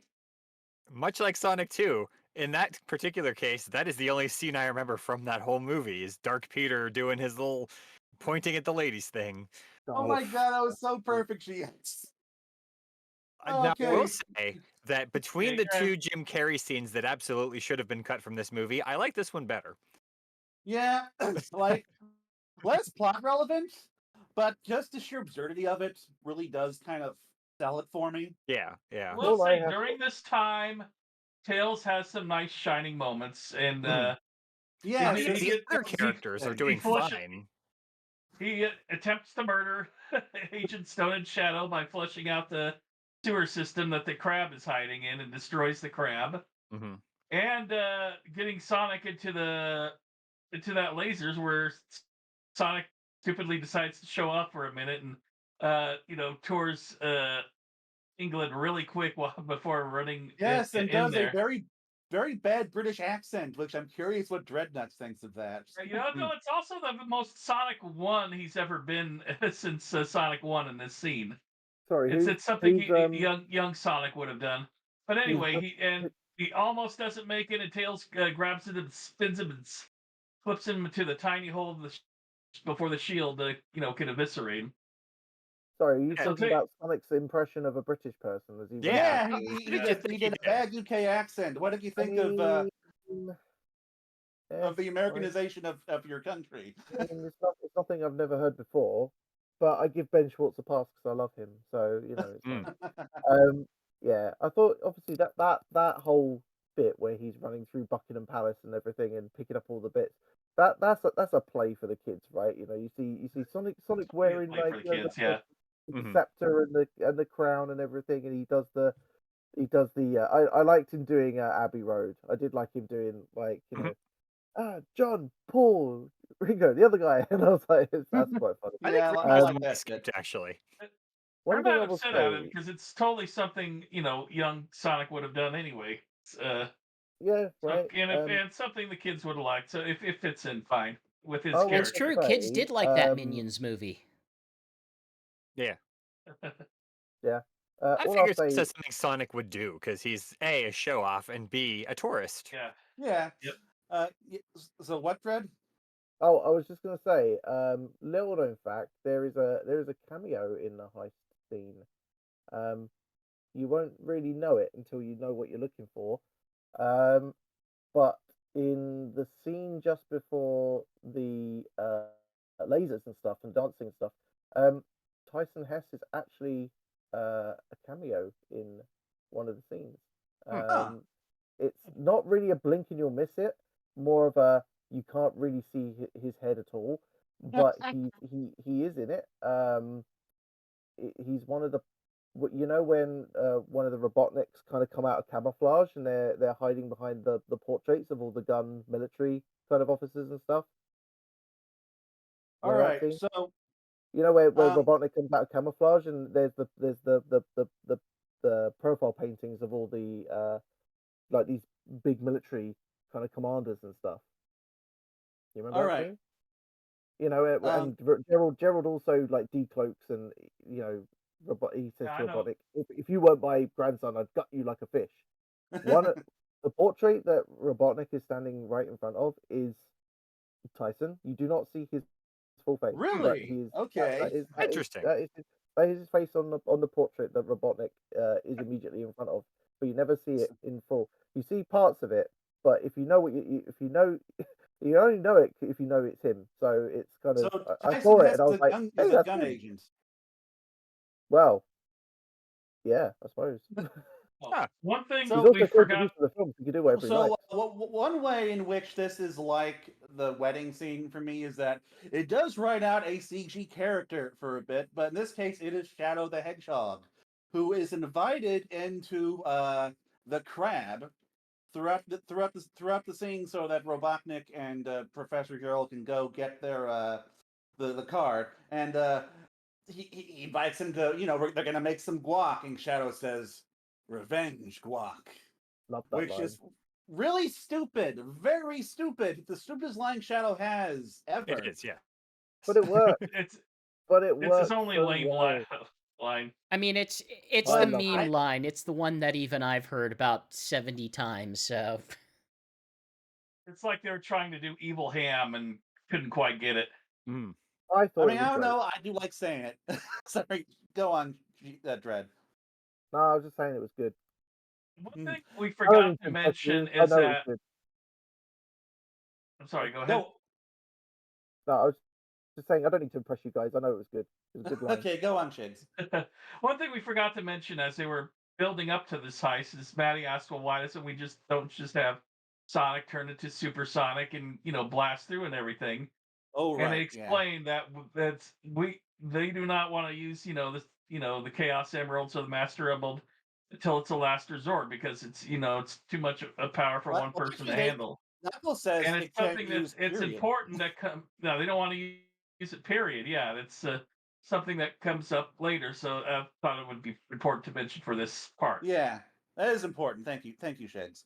Um, so okay, so the Robotniks break into the vault with the key card, and Sonic also gets into the key card, gets into the vault at basically exactly the same time, and this leads to another neat little sequence where the uh, turns out like, hey, uh, like the gun knows that they're there. Director Rockwell turns on the final thing of security, which is like these gravity floors, which Yeah. can make things float or Heavy not float. gravity or anti gravity. Yep, Yeah, or sink you to the ground. which that's a cool little trick. Um, and it kind of and leads to a whole mad dash for the card as Knuckles, as the last resort for Team Sonic, The breaks whole through the joke with shield. him was break in case of emergency or break glass was the whole Yeah, that he was coming so for a while. breaks through the shield, breaks through the building, uh, I'm and assuming like he's just using chaos the flames ensues. of disaster during this scene. Yeah, Flames yeah, of like His fists are on fire. That's from the Knuckles something that series. comes up. That's something that comes up in the miniseries. That's not explained in this, but it doesn't guess. It's not really necessary to explain it. He just smashes through because I that's mean, I what certainly Knuckles wouldn't does. think about it. Yeah. But so the whole sequence leads to a mad dash for the cards, and the card lands between Rockwell and Eggman. They're both like stuck to the wall, stuck to the floor by gravity, and they're wiggling their way to the car over to it. And like the scene basically ends with Rockwell getting out with the card, but then Tom follows up right behind her, uses a holograph trick to just put on the general face of Olive Garden guy, and just Commander makes who her give it to Shadow him. knows from the backstory because Yeah, he was there during Shadow's time, He's the the one that younger put him version. in the tube. He's the one If who you put him in remember, the tube. Yep. he's the one that made the decision to completely freeze Ice Shadow. So he really hates him. Yeah, so when Shadow sees Tom dressed up as the gun commander, he instantly goes after. There's a massive punch in the chest. yeah, That like was To ribs. freeze kill. the card. Yeah, freeze the card because I guess Shadow got sick of waiting and just teleported into the area. Or did they call him? I forget. I think he just I don't think they made it clear. I think he just showed up Yeah. after I think he the crab got teleported once flushed. I think he ditched the crab once Tails was hmm flooded the system. Yeah. But I again, think that was the here case, which makes sense for that scene for them to appear. And this is oh sorry, go on. so Sonic sees Tom dead on the floor with Shadow standing above him, Well, and okay, he so gets I really do really want to pissed. interrupt. So this is where the animators behind Shadow do a neat little trick where Shadow is like openly surprised that oh wait that the Olive Garden guy's face falls away and oh it's someone else completely and he doesn't seem happy about that and then Sonic immediately shows up and like it looks like Tom is badly hurt, and Shadow immediately like well turn Shigs, you can go back to what you were saying. My brain's having a little fart. Oh yeah, well, hmm he just leaves them there. It takes Eggman's rescues them or the Robotniks, and then they head out to the Eclipse Cannon, which is just right under the gun base. Yeah. It Um, teleports them right there. but like yeah, like Shadow shows no remorse for potentially killing Sonic's dad and moves off. And this leaves Sonic in a very dark place for him. Which we So get yeah, a really good scene between them and Knuckles and Tails. yeah. So Outside of the thing where the Tom's getting put into the ambulance and everything, and apparently Rockwell and Gunn are completely okay with with them leaving after they tried to steal the key again. But what are they gonna do? I don't know. yeah, But okay. So the Robotniks are in the Eclipse Can. They leave Stone behind. They launch up into space. Uh, my brain is struggling to think of anything to really say for them unless Well, someone else has something. no, they're all heading out into space, and this is when I believe this is when Gerald reveals the modern Robotnik costumes for him and Yeah. Yeah. Eggman to wear. And Eggman starts And kissing and his and, feet because and he as absolutely loves the costume. And and as as they're they're going launching, away, Agent Stone does try to warn Doctor Robotnik. Hey, I think there's more going on here. You can't go up there without me. I won't be there to protect you. I don't want to lose you again. And that's when like they have their little breakup. hmm Because Robotnik's just thinking, yeah, okay, I got a big weapon. I'm gonna go rule the world now. So I guess this is where the whole movie does start to take its dark turn going into the climax, because Agent Stone and Robotnik have their little falling out, and Team Sonic has their own falling out because Sonic is just so angry over Tom getting getting hurt. Yeah, he's He wants to demanding get Knuckles to tell him where he put the Master Emerald at, because he has to get out into space and not only stop that but get his revenge, on Tom. And Knuckles actually being this, the sense, the voice of for a change, being the voice of reason, and the big brother goes, "No, you can't, because you just want it for revenge right now. Your you're head's not in the right space, and this yeah. is not, you know, uh, Like this is where what they Knuckles do." is And they almost fight each other over it. this is where Knuckles' We see a maturity. poor Tails getting worried. Yeah, and Knuckles' maturity in this scene is really well done, I think. Yeah, it's like Yeah. this is where It's it's real well actually like written. important for the plot. Because he is a warrior. He is more experienced than everyone else, and that does kind of lead to him being able to take this kind of event much better.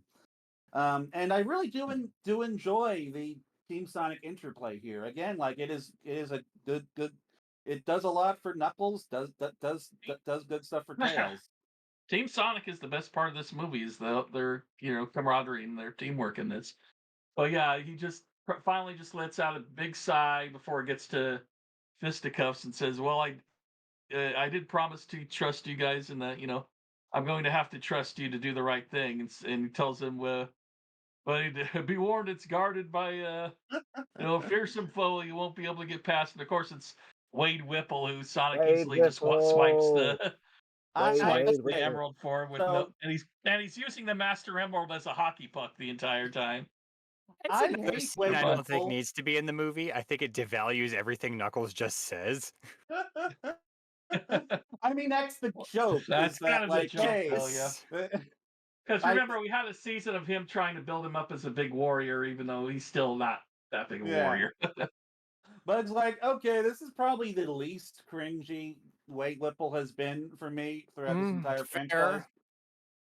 Which again, like I know the bar, I know the bar for that is low. It's like saying, well, I'm glad Jim Carrey didn't do the dog thing, but hey, it didn't make me cringe. So that's like neutral points for the movie for me. um, and it was quick, and it like, hey, like the idea of Knuckles building this up, and it's like Wade Whipple playing hockey. Kind of chuckle worthy, I think, for me. Maybe chuckle when I saw it, but nothing I would really give the movie credit for. Uh, now, Dread, I know you've been doing Wade Whipple Wednesdays, I think. Oh, that died Yeah, weeks I ago. kind of stopped doing that. But yeah, Well, that I'm died a dragging while you ago. into this.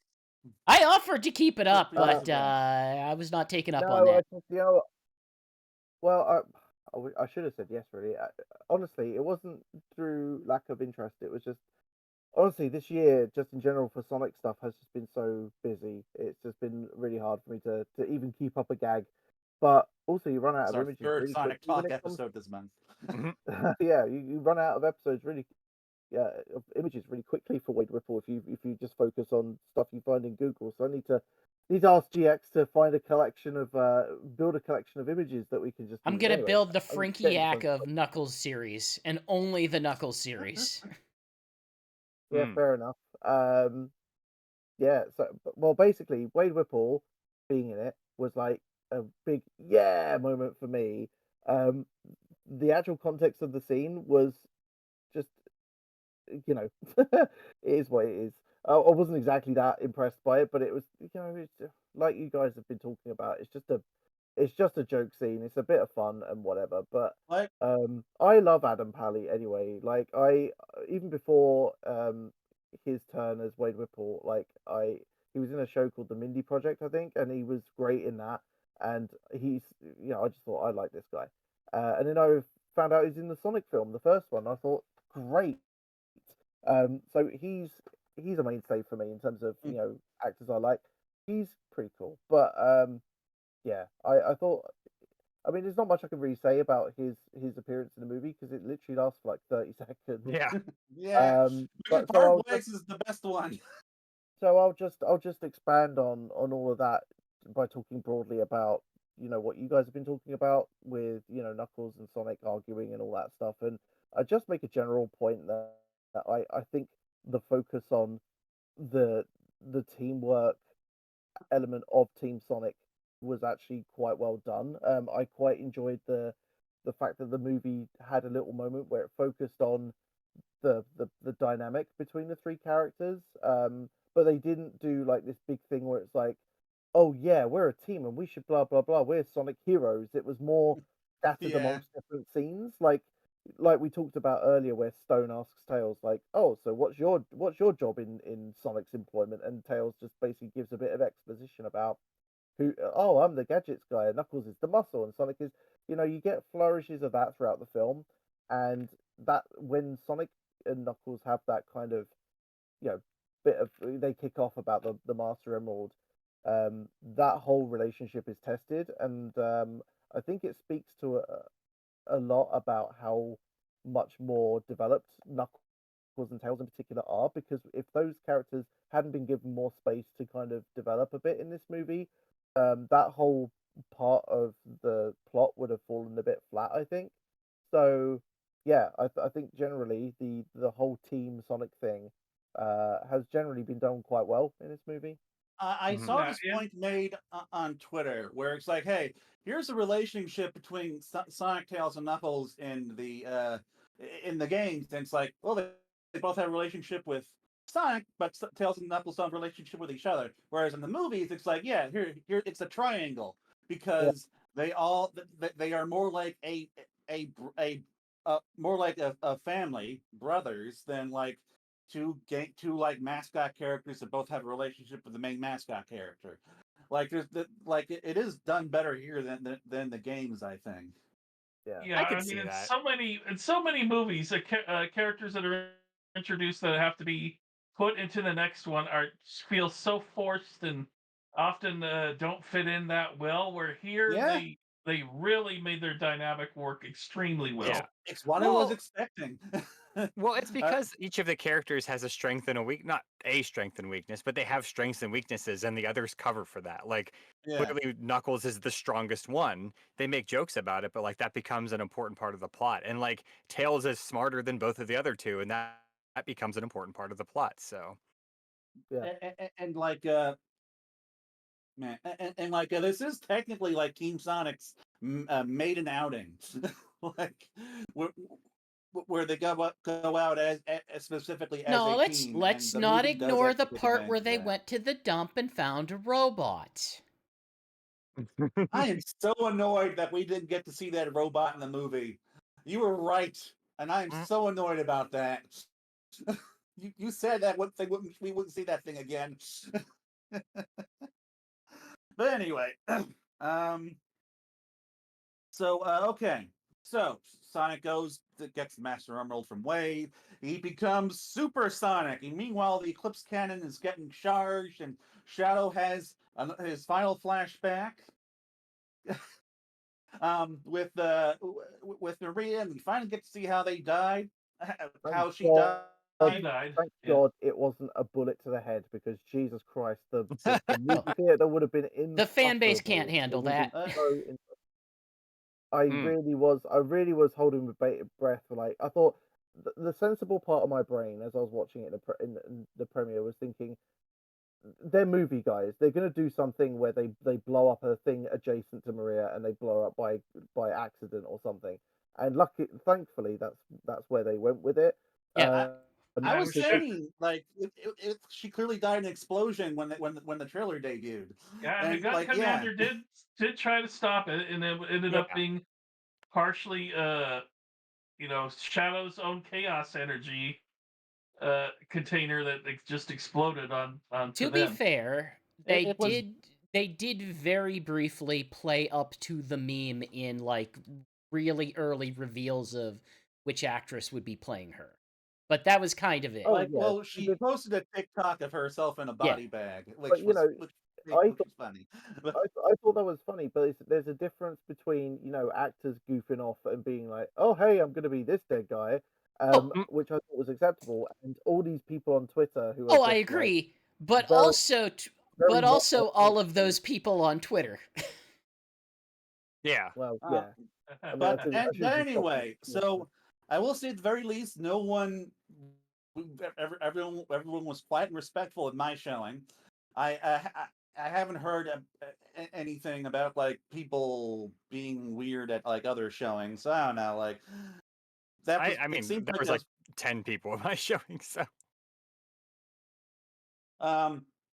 So as far as I know, people just kept that joke to social media. But anyway, again, the scene very well done. you didn't get to say Sayonara Shadow the Hedgehog though, Yeah, true, but which is fine.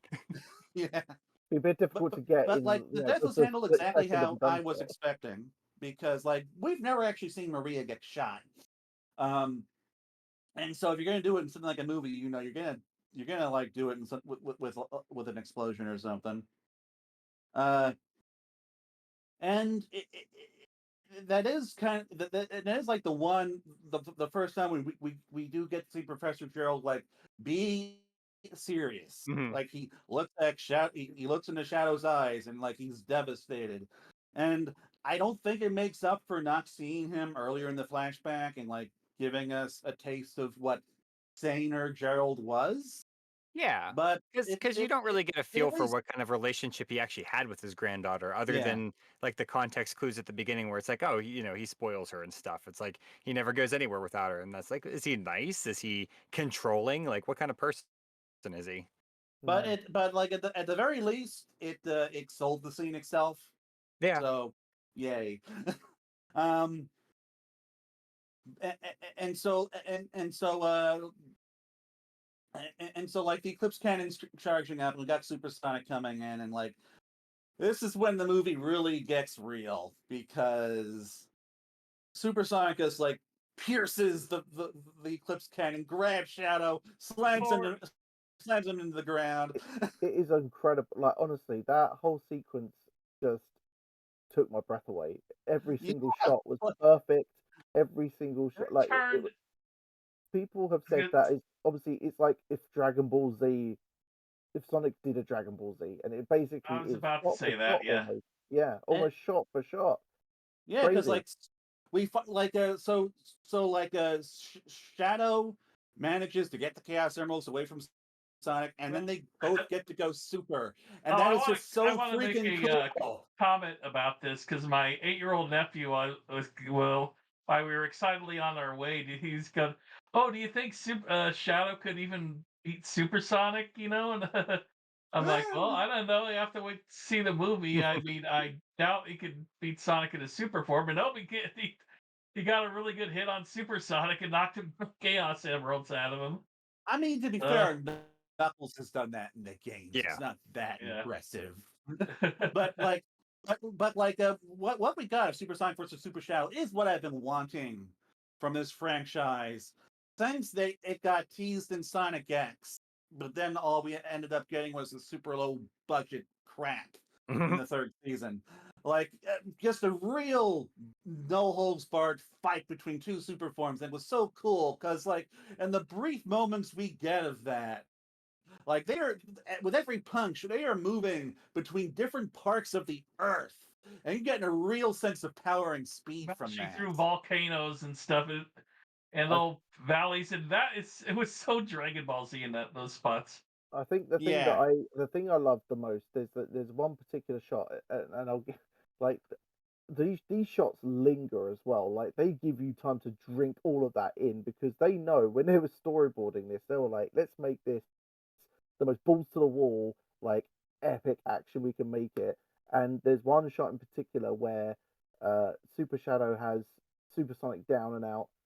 They're in I want to say Athens. It looks like an Athensy kind of place. Oh, He's in like the the Colosseum type thing, yeah. knocked out, What's it and called? Shadow's like I don't know where, I can't remember, but yeah, Shadow goes, Parthenon. yeah, something like that. And Shadow's like, "Where are your friends? Oh, they told you not to come, didn't they? Oh, and your friends have all left you. What's the point of all this rage?" Which I thought was kind of ironic for someone like Shadow to say, "Oh, why are you killing everyone based on Well, revenge?" the I'm whole, like, the mate, whole point of but he that turns was around, Shadow saying, yeah, bragging to Sonic that Sonic has been Just brought like down him, to his basically. level by the same tragedy that Shadow experienced. Yeah. Yeah. But it's the bit where he turns around and goes, "Oh, you can't even save your friends." What was his name? Tom. And it's that bit where Sonic just goes, boom, just completely like that energy blast.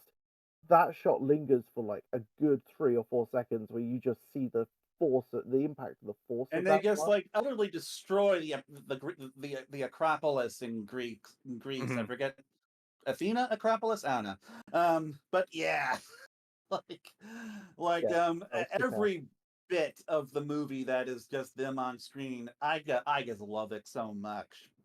Um, I think we should and mention that like just before that is when Gerald Robotnik reveals to Eggman that they're planning to not destroy the gun station, they're going to destroy the entire Earth and then destroy blow up the Eclipse cannon with them, killing everybody, including themselves. yep, And he's like, and "What?" that was definitely one of those like good Jim Carrey moments for me. Mhm. Um, and it's like the breaks, but the Jim Carrey breaks between the supersonic bits did get kind of annoying. Um, but like just kind of seeing like Robotnik kind of sort of take that turn was nice. Where like you realize, I've got to save the world, and my grandpa that doesn't actually love me, and because this is also the bit where like he's trying to talk Professor Gerald out of it, and hey, you have me now. Like we're gonna be like the grandpa and grandson, and like you're no Maria, and Yeah. yeah, like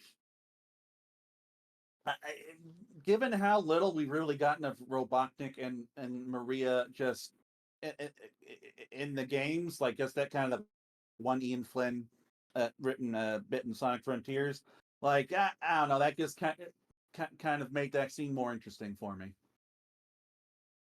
Yeah, I mean, I think it's a really interesting the way that he turns on him and just sort of like then sort of gains the upper hand very quickly on Hmm. him, and it's all like, oh, they're gonna have their little fight, and they do. They have their little slap fight or whatever. But then he's like, he really just drives the knife into boy, young Robotnik, Ivo Robotnik.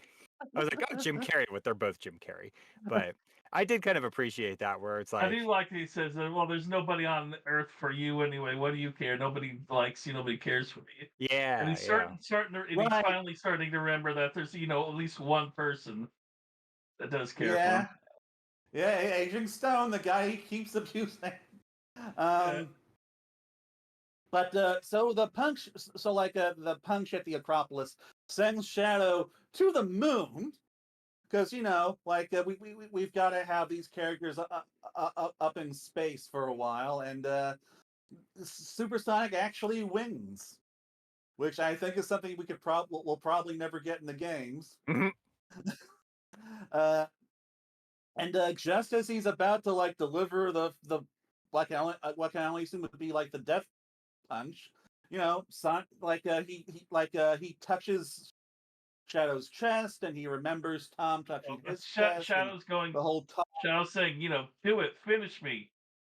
I'm right here." And Yeah, he starts touching his chest, and that's when Sonic, remembers about what Tom was telling him earlier, and that's how it came around.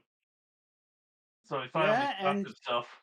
one thing I really enjoyed about this is like Sonic's decision to be better and not kill Shadow turns Shadow like Shadow like I feel like in another context this might He not have did. worked as well for me. He did it. Sonic did a pretty good speech with him about Yeah, it's that you gotta have, besides all the pain, there's also loving the memories of them, and they'll always be there, and you'll still always love them. and that's when You know, Shadow remembers what Maria said about about Starlight, and yeah. he finally comes around because this Shadow this Shadow is inherently a nice guy who's just kind of been driven to this by grief, so like that just kind of that makes his turn pretty easier to easier for the story to deliver. And I just feel like that scene is again very strong. Like it's better than the beach scene, in my opinion. If you just ignore the whole talking on the moon, on the airless moon thing, which I'm going to do that.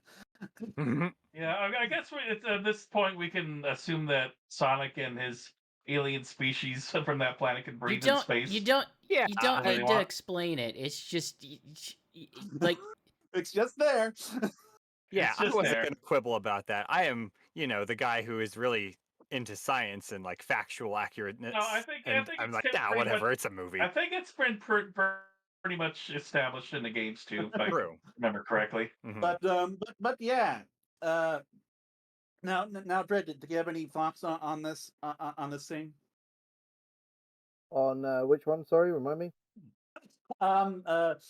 Sonic and Shadow are on the Shadow moon and they chatting. kiss. On the moon. Got it. Yeah. Nice. So sorry, it's like 1 a.m. here. So yeah, I thought it was quite heartfelt. I thought it was, um, a good anchor for the whole film. Really, I saw it the first time at the premiere, and obviously Sonic goes through the chat and kind of talks to Shadow about making good choices, and he talks about Longclaw and the relation that he had and how he can relate with his pain to what Shadow's going through, and talks about the love that he has for people and how that can balance out the anger that you have or the sadness you feel. And I was like, that was really cool. That was really heartfelt. And then I saw it a second time at another event, pre-screening thing, and the second time I was almost like bawling my eyes out. I'm like, what the hell happened? I was like, was totally like not bothered by it before, but then the second time I watched it, I was like, oh my god, this has kind of got me. I think maybe I was paying more attention. I don't know, but yeah, it was. It's weird to say that Sonic like almost made me cry. Like it's almost a bit embarrassed to say it, but It was. Well, It, it's it a was. really good payoff to the to It's a the dichotomy better. between the It's a two. better delivery than even Amy Rose gave him in the, Oh, the it's not game. even like it's a whole other universe from anything in Yeah. SJ2. oh yeah, Yeah, Um, and they did especially such a good Jackie job of like building up, like, oh, they would have similar backgrounds if they had had similar upbringings, but one of them had this massive tragedy and one of them found a loving family, and it's like, I don't know, I thought it was a pretty good payoff for the things that led up to it. yeah. yeah, I thought it was and good yin and yang for those two. speaking of payoff, we get the climax of Live and Learn. Sonic and like just blaring. I'm so annoyed that we didn't get a longer version the of that in audience. the movie. The audience was freaking out for that. They loved it. I was Like just it was actually I was by Joey too. I I was happy though that there was at least like lyrics in it. Like there was Yeah. Joelle's chorus.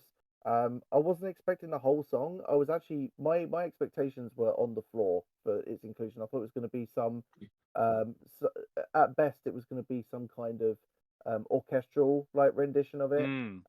which would have been cool either way. We And you did get did some orchestration as well. yeah, we did get a little bit of that, a little bit of flourishes of it peppered throughout the film. But I thought for the big scene, because you knew it was coming, you knew there was going to be a supersonic, super shadow thing going, and you're like, that's when they're going to play the song. What's it going to be? Is it going to be some kind of weird techno remix or some stupid shit? No. It was good. It was good, and they actually played. It was orchestral-ish. It felt like a new arrangement of the song that was made specifically for the film. It didn't feel like it was. It wasn't like Sonic X Shadow Generations where it was like we're just gonna slap the original Crush 40 track in there for And then get Metal sued. Madness or whatever that. Yeah, right. Yeah, and then get sued. No, it was a whole new arrangement with Joelle's lyrics in it, and you know, I was more than happy with that because that was more than I was expecting. Yeah, yeah. Like it's more than I was expecting, but made me want more. And Oh yeah, like it, and like Live and Learn is basically treated as Shadow's theme throughout the movie. Like because apparently Maria played it, on her guitar. Mm. I wish we could have gotten a little more of that too. Um, like they're like trying to stop the Eclipse Cannon, and like the Eclipse Cannon launches these gun robots, which we actually got a robots that look like something from the games in this finally. Yeah, And yeah. Meanwhile, between the Supersonic Super Shadow stuff, we have Professor Gerald and Professor and Dr. Robotnik basically engaging like a weird, goofy, high tech Mhm. slap fight, like Pulling each other's which, mustaches or using little the giant cyber arm, Yeah. making jokes about Comic-Con and the Green Lantern movies. Oh, yeah. saving this for in between. Comic-Con. Yeah. There's There like, will oh, be a yeah, Watching Green Comic-Con. Lantern 2012 or something. I don't know. Yeah. And You know, it's funny because I've been pretty down on Jim Carrey the whole time, but for some reason this scene was like kind of cathartic and kind of funny in a way. But I do still wish that Gerald was a little more sinister. Yeah, instead we get like he becomes a scorpion. He grows like a scorpion's claws and a scorpion tail. He starts acting like a scorpion, and that's Mhm. just so You know what was- freaking weird. And it's happening in the mix of this awesome looking Supersonic and Super Shadow playing match. Yeah. And it's Yeah. just a silly, goofy looking fight. It was a little. Yeah. It was a little too slapstick for my Yeah, liking. Yeah. But what I will it's just kind say, of totally dissonant. yeah, what was Mhm. funny though I did was like the joke of Robotnik talking into the thing saying build up defense, and it puts just up a little picket fence with a little God damn I it, did Bill that like makes Hawks. me chuckle. I did really like that. I mean, I'm a dad now, right? So I Right, yeah. really enjoyed dad jokes like that. That really tickled me. Naturally. You know, at the premiere, it was quite funny because Jim Carrey was, you know, he was obviously there. He had like a suit jacket on and everything. And there was a moment when he was walking the blue carpet, where he kind of flashed what was underneath his jacket, and it was just a basic T-shirt, but it was a T-shirt of a praying mantis, and he was kind of nodding, and everyone's like, "Oh, that's kind of Right, cool." because And then Robotnik did the praying mantis. yeah, exactly. So, you know, I'm like, oh, I wonder what that's about. And then you watch the film and you're like, oh my God, that's why he was wearing that shirt. So, of course, you can't talk about it until, you know, this show Sure, because it's a spoiler. But yeah, I thought that was kind of funny. But and then Robotnik gets thrown off the catwalk, and it's briefly looking like Professor Gerald won. But then Sonic and Tails and Knuckles come out of a ring, lifting him up, and this did make me chuckle. Robotnik pokes him in the ass with Supersonic Hedgehog 12, This Well, was amazing. and there's a it little, sends him there's something. flying. I was gonna say Yeah. it's kind of interesting that Sonic's detached quill can still become super whenever Sonic becomes Yeah. super. Oh, I yeah. like that little detail. Like, it's him because the quill freaking turned gold. But like, Professor Girl just gets sent up into the air and hits the energy that's being used to power the Eclipse cannon, and just gets Instantly zapped. evaporated. Yeah. Yeah, Oh, and and this I is thought why I was. I'm sorry. Go ahead. I was just gonna say that was I laughed too hard at that moment. Like I think everyone else it in the was audience funny. was looking at me like I was a crazy person. It's just I'm a big fan of like stupid comedy like that where it's like stupid noise, like you know in South Park someone dies but they just go or something like that, like something really silly sound effect like Yeah, and it was just bug zapper sound. yeah someone just knocks him into the stratosphere and he just goes I and I'm mean, just like I thought it was pretty funny, to be honest with yeah you. Yeah. It is so abrupt, and it's so clear he is dead that it's yeah. just like, oh, okay, I guess that happened now. Yeah. Like there is no way we're getting Professor Gerald again. At the No. very least, he is Yeah, gone. and it made me realize at that point that Tails is a little bit of a psychopath because he sees him get knocked in and he goes, yeah, like shouts, and I'm like, okay. And then I think back of Tails' introduction to Sonic 2. He tries to run, Knuckles over with a police car that he's stolen. He Mm, tells Sonic has been spying on him the entire time, including watching him in the bubble baths. he's a Well, Then teeny in bit of this a one, psycho. he attempts to murder, Stone in his crab thing, even though he's the enemy. well let's And not then he forget gets joy out of watching an old man get instantly vaporized. let's not forget the immortal line from the games. All's well that ends well, right, Sonic? Destroyed city everywhere. It's What like, what are matters you is we on, did Tails? this together. right? It's like, what are you? Are you mental, Tails? What's going on? What's going on there? What's going on in that brain of yours? Yeah, I So, think it's. Well, okay. so the Eclipse Cannon fires again. So the Eclipse Cannon fires, and I We should mention another. that Gerald Botnick smashed the controls so they couldn't stop the Oh yeah, yeah. cannon So from they can't. firing. So the Eclipse Cannon can't be stopped. And it fires, and Supersonic and Super Shadow have to intercept the laser, and it's basically a remake of them trying to stop the Ark from falling into the atmosphere from Sonic Adventure 2. Except here, like they're stopping a laser Dragon Ball Z style, and it still works pretty well for me. And they're able to redirect the laser, and right before Sonic loses his supersonic ability, uh, they manage to point away from the planet, and like the and Supersonic and Super Shadow can't hold it off anymore, and fires, and it just like cuts the entire south pole of the moon off. Oh yeah. And that again, it's played for laughs, It- and it's Yeah, funny. because it misses the Earth, and they go, "Yeah," and then they realize they cut off a huge chunk of the moon, and like, Mhm. "Ooh." Like, look And what I did. Yeah, It's that's right. probably fine. I can't imagine that many large rocks from the moon will crash into Earth. It's I my mean, favorite. I like it didn't happen in the game world, so it's probably not gonna happen It'll here be either. fine. Don't worry about it. My Maybe they can favorite bit, stable it back my favorite together. bit in all that is Robotnik going when he thinks he saved the world. He's like, I did it," and then he breaks the moon, and he's like, "Look what you did!" Yeah. I thought that was kind of funny. and and this is when we enter the final bit of the climax, where Sonic is falling through the atmosphere, basically Yeah, doing a shadow. his chaos energy is pretty much drained while Shadow's still able to go, and he starts to slowly fall back into the Earth, into the stratosphere. Yeah, And and Tails and Knuckles have to save him. Yeah. yeah, I like the Tails line is it's time for base of ball. So for him, Knuckles to toss him at Sonic with the last ring they have. And like in a movie where Team Sonic has been a highlight, this is a big highlight for them, because it's now up to them. It's because like Tails is sent out with the ring to try to rescue Sonic, but he can't. And Knuckles has to dive down after both of them, and basically saves their lives. And it's just like, again, like they get their chance to be heroic and do stuff in the plot, and it really just kind of lends well to the whole team dynamic. And meanwhile, up in the up in the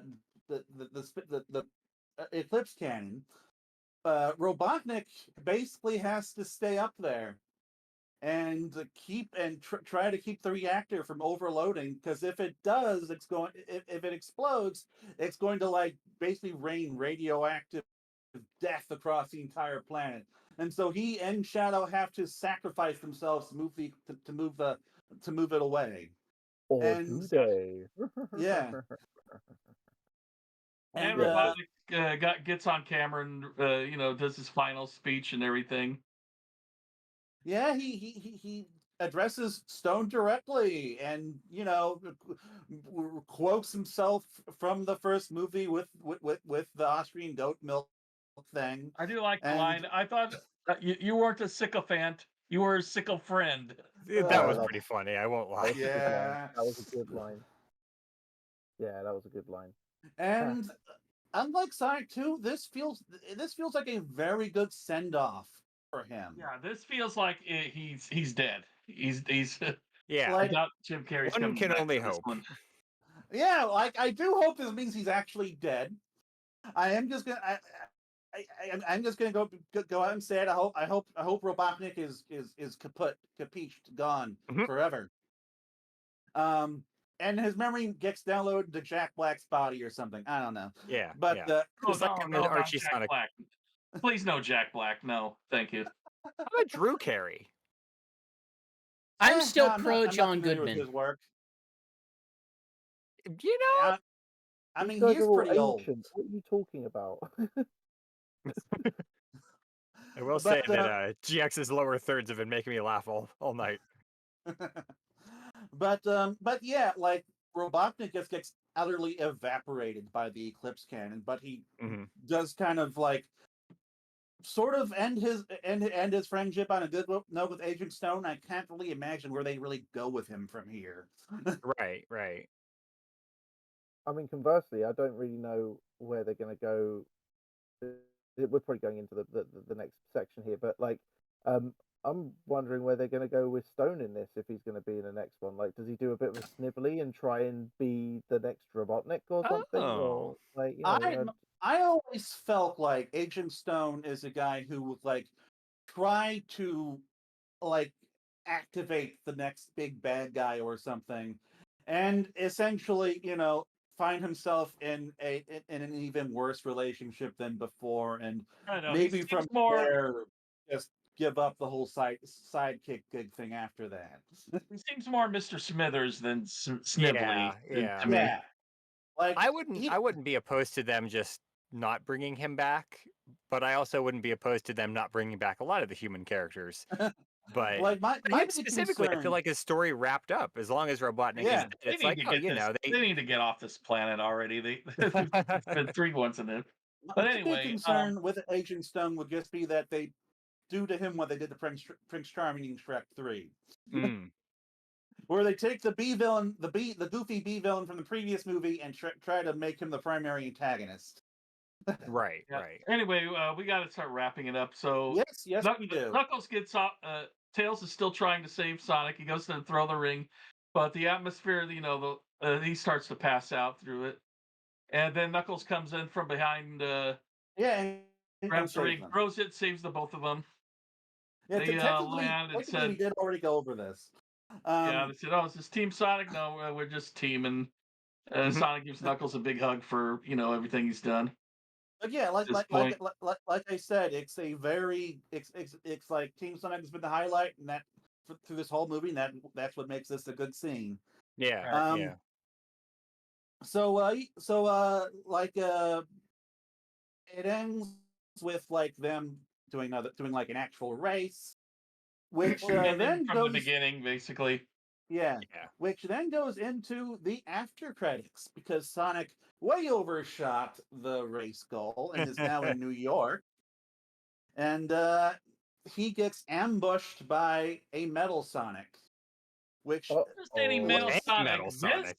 this is video game Metal Sonic to 100%. I mean, Yeah. it looks yes, no different from the video games and at I all, was which is so very impressive. happy. It was like, oh my god, he just looks like Metal Sonic. They didn't like iPod him up or anything. He's just Yeah. Metal Sonic, yeah, it looks Yeah. amazing. and like Sonic like beats him, and then like, or was it Amy that beats him? But yeah, then No, Amy Rose Sonic, shows uh, up. Sonic dodges Metal Sonic's shot, and it says, "Hey, basically, if you're gonna try to hit the fastest thing in the universe, don't miss." And then he hits Metal Sonic for a few times, but all it does is twist his body, and he twists it back into shape. And suddenly, there's dozens of Metal Sonics dropping from the ground, and Yeah, before they can attack Sonic, a huge giant Pico hammer smashes through all of them, and then knocking like Sonic Amy to the ground. Rose wearing a cloak and her go-go boots, like just like arrives out of nowhere like a Smash Brothers character, Yeah, Yeah. removing and her destroys hoodie them Yeah, in you space know for a what? exposing her day. face, I and tell you that's what, the end. It's so smart to do that versus how they introduced Tails in the first one. Because Tails, they had to get Colleen O'Shaughnessy's voice because she talked Right. at the end of Although that one, where Shadow didn't say anything at the end of Sonic 2, and here she only reveals her face. We don't see the rest of her clothing or anything because she's cloaked, hmm and she doesn't say any words. She just looks over at him and smiles, and that's the end of that. but So yeah, like this is a Smash Brothers reveal Yeah. yeah, so thing. we got I love it. so they don't have to cast the voice immediately. We'll know later on. hmm And I mean, we are way overdue for Amy. So I Oh my was god, I've been and waiting Metal for Amy Sonic. for a long time. I You was know, Like hoping she say was going to be in this I one. I don't necessarily agree that we There's are way only been overdue. 3 movies I- and a TV Yeah. series. For context, I want both of them before Knuckles. Okay, Like, maybe other people wanted Knuckles. I'm just saying. I would have But, gone like- for Knuckles before Amy, but still, I figured by the third one we'd Okay, have the people, we classic, can Quattro. all build our Amy reveal tier lists but sometime in the anyway, next. So, Yeah. so to continue, so yeah, so we get them. They look really cool, and of course, it's revealed that Shadow is alive. Which, hey, no surprise there. I Yeah, figured. right. We see his the suppressor movie, ring in the ground, and he's putting his suppressor rings back the on, movie technically and didn't that's even it. really bothered with the initial like death fake out. Like, there's nothing about the Well, explosion of the arc that would tell me that actually, he definitely died, well, unlike Jim Carrey. Hmm. Do you know what's interesting? They didn't do the shadow falling to Earth scene, but I think what they did instead adapt it by making that Sonic still, because Sonic obviously lost energy trying to hold the beam from the Eclipse cannon, and he was the one that actually fell to Earth. I thought that was quite a good twist on that for people who played the games. Yeah. Right. So But I post-credit- would like to end off with just like a brief bit of speculation on like what we think these after credits mean for the future, because this is like the first time they've really gone all in on like just giving us 2 characters right off the bat for an after credits, and really does kind of feel like they are ready to expand this universe with the Sonic cast. I'm going I to put mean, my it flag in looked- the ground right now, and I'm going before anyone else says it. My first thought, seeing that post-credit scene, was I was gonna from say that, the and then Fleetway Sonic the Comic books. That's the only way I can see them pulling off. If we're talking about a post-Robotnik Sonic cinematic universe, what is an enemy that could be just as menacing as Robotnik? I don't think Stone would fit the bill. I think No. it would be a very tall order for any new character to come in and take that mantle. And this is why I think they're establishing many Metal Sonics, because it's like going to be a big cabal of Metal Sonics trying to take on the Blue Blur at once. And if I'm right, hopefully they take cues from Fleetways, because I want to really see like a giant red Metal Sonic leading them all, like some kind of massive Like- Metal Emperor. my only hesitance is that like I'm wondering if how these things are connected to Robotnik, or if they are just some completely disconnected thing. But certainly, My- like, it does scream Brotherhood of Metarex, and I really do hope that they go in that direction. I mean, That's It's just lesser known, August. so I doubt myself that we're going to go that way. I think they will slowly do a tiny bit of an adaptation, maybe, of Sonic CD, because we got Metal Sonic, we got Amy. There could be, who knows, time travel. If they want to bring back a Robotnik, they could do a younger Robotnik Or Eggman this Nega. time, like a Dumb and Dumber Well, or something, or an Eggman Nega. look. So time travel could be a My plot device. my for it. long-standing attitude towards the concept of having the next sequel has largely been, okay, you have developed, you've basically had, okay, Sonic finds a family member, Sonic builds out a bigger family, Sonic learns more what it means to be part of a family, and this, what I would want in the one where they reveal Amy Rose is, well, Sonic learns about himself and his own legacy and where he came from before he came to Earth. Something I've been Yeah. wanting them to do for a while is go into space, and Well, the fourth. This does They feel have like the these- movie to do it. They have Like- these freaking rings that could take them any time to their planet at any time, and they've never used them to go back home at all. It would But- be nice to see what's going on with their home planet, even though that But, would increase the budget about 100-fold, probably. but like a Sonic CD adaptation would make a whole lot of sense, because it's like a little planet. It can be its own planet out in space. The Time Stones would give them the ability to give the Chaos Emeralds a break, and Like Little keep them out of the plot Planet altogether. Sonic's planet, maybe. I mean, it could be Sonic's planet, or it could just be literally just a planet where the time stones are a thing. I don't know. But like, and of We're course, you also know that. forgetting that. Sorry, I was gonna say we're also forgetting that the Chaos Emeralds and the Master Emeralds all broken up. The Chaos Emeralds are God knows where now. They're I not. mean, I'm pretty sure the They're Chaos Emeralds were just in Sonic.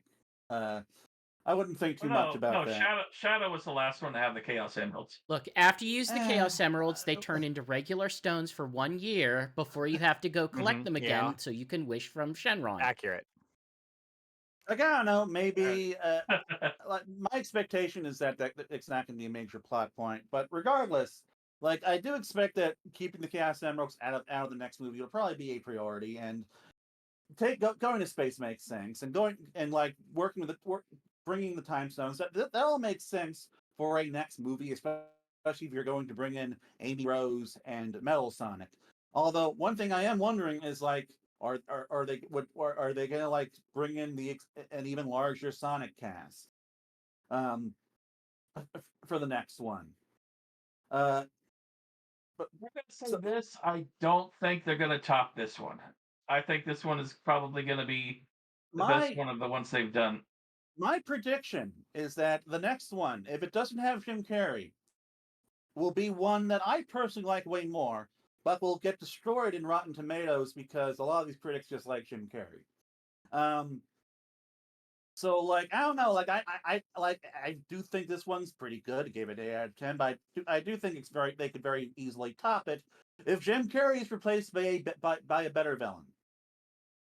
But you know, like we'll just have to see. So does anyone else have any thoughts on Sonic 4? Because I got like one more thing.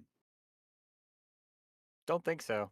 All right, so I think that one more I thing. think for the next movie, the physics should be really weird, and nobody should like the Yes, soundtrack. I made this joke. I I want to made see this a scene joke where on Sonic Sonic stands on a wall. Stadium. What'd you say, Greg? Oh, I just want to say I wanted to see a scene where Sonic's standing on a wall. I want it to be just cut in half, but instead of Sonic 5, it's just episode 1 and 2. Physics are already weird because Tails, the way Tails flies defies all laws of physics. I'd love to see But a scene that's anyway, completely controlled by gyro as well. That'd be great. I do think that this movie does do a little bit of work to also set up that long rumored Shadow spinoff. And I do think that they are going to bring in some kind of Black Arms equivalent. It might not be Black Doom because that all that stuff is pretty dark and frankly aesthetically doesn't work all that great with Sonic. But like they did introduce him as falling to Earth from a meteor, and so like I could see Sonic 4 taking place in space, where while Shadow the Hedgehog kind of does more to establish who Shadow is as a character and Shadow go a is little more into his definitely, backstory. even though Shadow is a hedgehog, he's definitely different from Sonic or the others. Coming from a meteor and that, not from their planet. Like I do think there is a story behind his shoes and his power, and if they want to go into that, they very easily could get a movie I out of it. still stand beside my Jack Sinclair team up with Shadow as a series.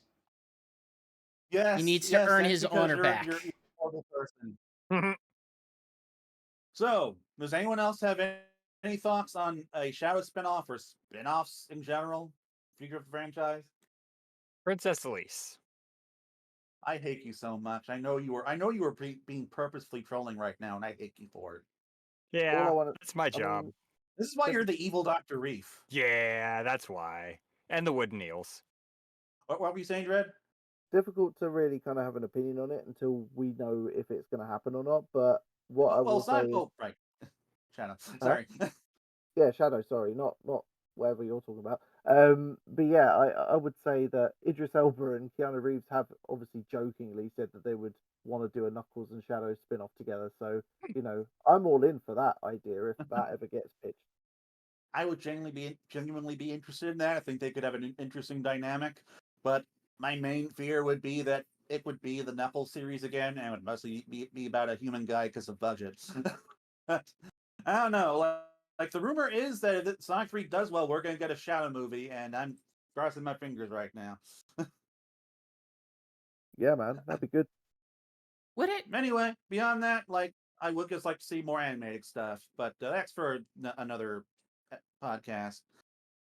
What were we saying, GX? I was making a snide aside, so don't worry about it. Oh, okay. Are we All wrapping right. up? Well, I think that'll do it. Cool. Yes, I think Hey, we are. everything that we do under the banner of Sonic Stadium over at sonicstadium.org. We are one of the internet's longest running fan communities. We've got forums, we've got news coverage. We've got so much news coverage this year. So much freaking news coverage. Please read I some of really it. hate And it. I need a break. And hey, we've got we've got a Discord over there if you want to bug some of us. Some of us are over there, and of course we have other streams. Currently, our other regular stream, Sega Sonic Radio, is on hiatus. It will return next year, preferably earlier next year. Next year is like in 2 Yeah, days, next man. year is too like yeah, I know. But we might have something. We might have something coming up real soon. I might have made a terrible, terrible decision during one of the Steam sales, and might bring back an old series that I did and then didn't do. And no, Knuckles, it isn't almost every Sonic. It's the other one. It's the other one. The not whole book No, club. not that one. The bad one. Darn, Which I don't know which what you're one was talking the about. bad one? Which one was the bad one? Was that the one where you played bad platformers from the 90s? That never started, but I did play a bad platformer from a different era. Oh, Bubsy. That's Oh, not a yeah. series. No, I frickin' bought Balan. Oh yeah, Ballad. We might Oh. take another run at Balan and 100% What a it. pity. Why would you Ugh. do that to yourself? You Alarm. said you would never touch that No, game I again. didn't say that. I said I would attempt to 100% it at some point. Oh, okay. I like how much you make yourself suffer So because you'll play Balan Wonderworld, but you won't watch Sonic 3. That is interesting. Balan Wonderworld makes me feel Yeah. something. My biggest problem with Sonic 3 is that not that I will hate it, not the worry that I will hate it or that I will have a bad time. It's just that I will be bored in the same way that I was bored with Sonic 1 and bored with Sonic 2, and that I found the All right. humor in it to be insufferable. Maybe So- GX is just waiting for Jeff Fowler to get done for insider trader fraud or something before he watches any of the movies. I mean, So, look, my favorite part of this is the stuff that hasn't been directed by Jeff Fowler, so I'm not saying, we- but also I'm not going to deny either. Before we log off, does anyone have any final things to say or final thoughts or whatever? It's late. We want to go to I- bed. fun. Yeah, I want to do it too. Happy New Year, everyone, is what I want to say. Oh, yes. please keep- Yeah, Happy New please- Year. Happy I Hanukkah. might as well take the opportunity to say that next year, 2025, is the Sonic Stadium's 25th anniversary, and Whoa. yeah, I know Wow. I'm really feeling the age here. So I've got a lot of stuff planned. Whether I'll do it or not is another thing entirely, but I really want to. But yeah, please keep an eye out for that. I'm very, very proud of the team here doing Sonic Talk, the team GX doing Sega Sonic Radio, and everyone else working on the forums, the site, everywhere, and social to just make the Sonic Stadium just the best place it can be for Sonic fans. And obviously, I'm just super grateful for everyone who listens to us gab about Sonic and crap and comes to my website and comes to the forums and just tries to have a good time with us. Like, I really appreciate you guys just all doing this stuff and coming and visiting, because without you guys, we wouldn't have even made it to 5 years, let alone 25. So I mean, yeah, I just technically, wanna say a massive none of thank us were you. here 5 years ago. 5 years into Sonic Stadium, so I'm but not even here now. 25, definitely. I'm not even real. I'm a hologram. But Yeah, exactly. oh, I'm not a That's when he doctor. disappears. So Sorry, go yeah, on. I guess I just want to say thank you to everyone while I'm here still, and I still have my senses with me at 1:30 in the morning. So All yeah, right. happy New Year, happy 2025, and thank you. And here's to another 25 years. No. Oh God, Sonic Stadium at 50. Please, no, I refuse. By that Can you imagine time, how old I would be? I don't know. Somehow I'll have inherited in it, and it's now just absolutely on fire all the time. By that Oh. time, those of us with children could have inherited it. Yeah, I'll be Possum I'll be Stadium. planted before he becomes 50 years old. I swear, but yeah, something to think Ugh. about. All right. So until next time, thank you for joining You us. saw? And if you're currently sitting here, you can catch this on YouTube pretty soon. Yes. So see you then. Bye. If you're watching this right now, you don't have to Bye. watch Okay, it again bye. on YouTube. We're not going to obligate you But to. you can. Unless you want to. I We're not want going you to stop to you. do it. I will physically I stop know you. watch I do. hours. Peace, everyone! Bye. Bye. Toodaloo. Bye. See you later.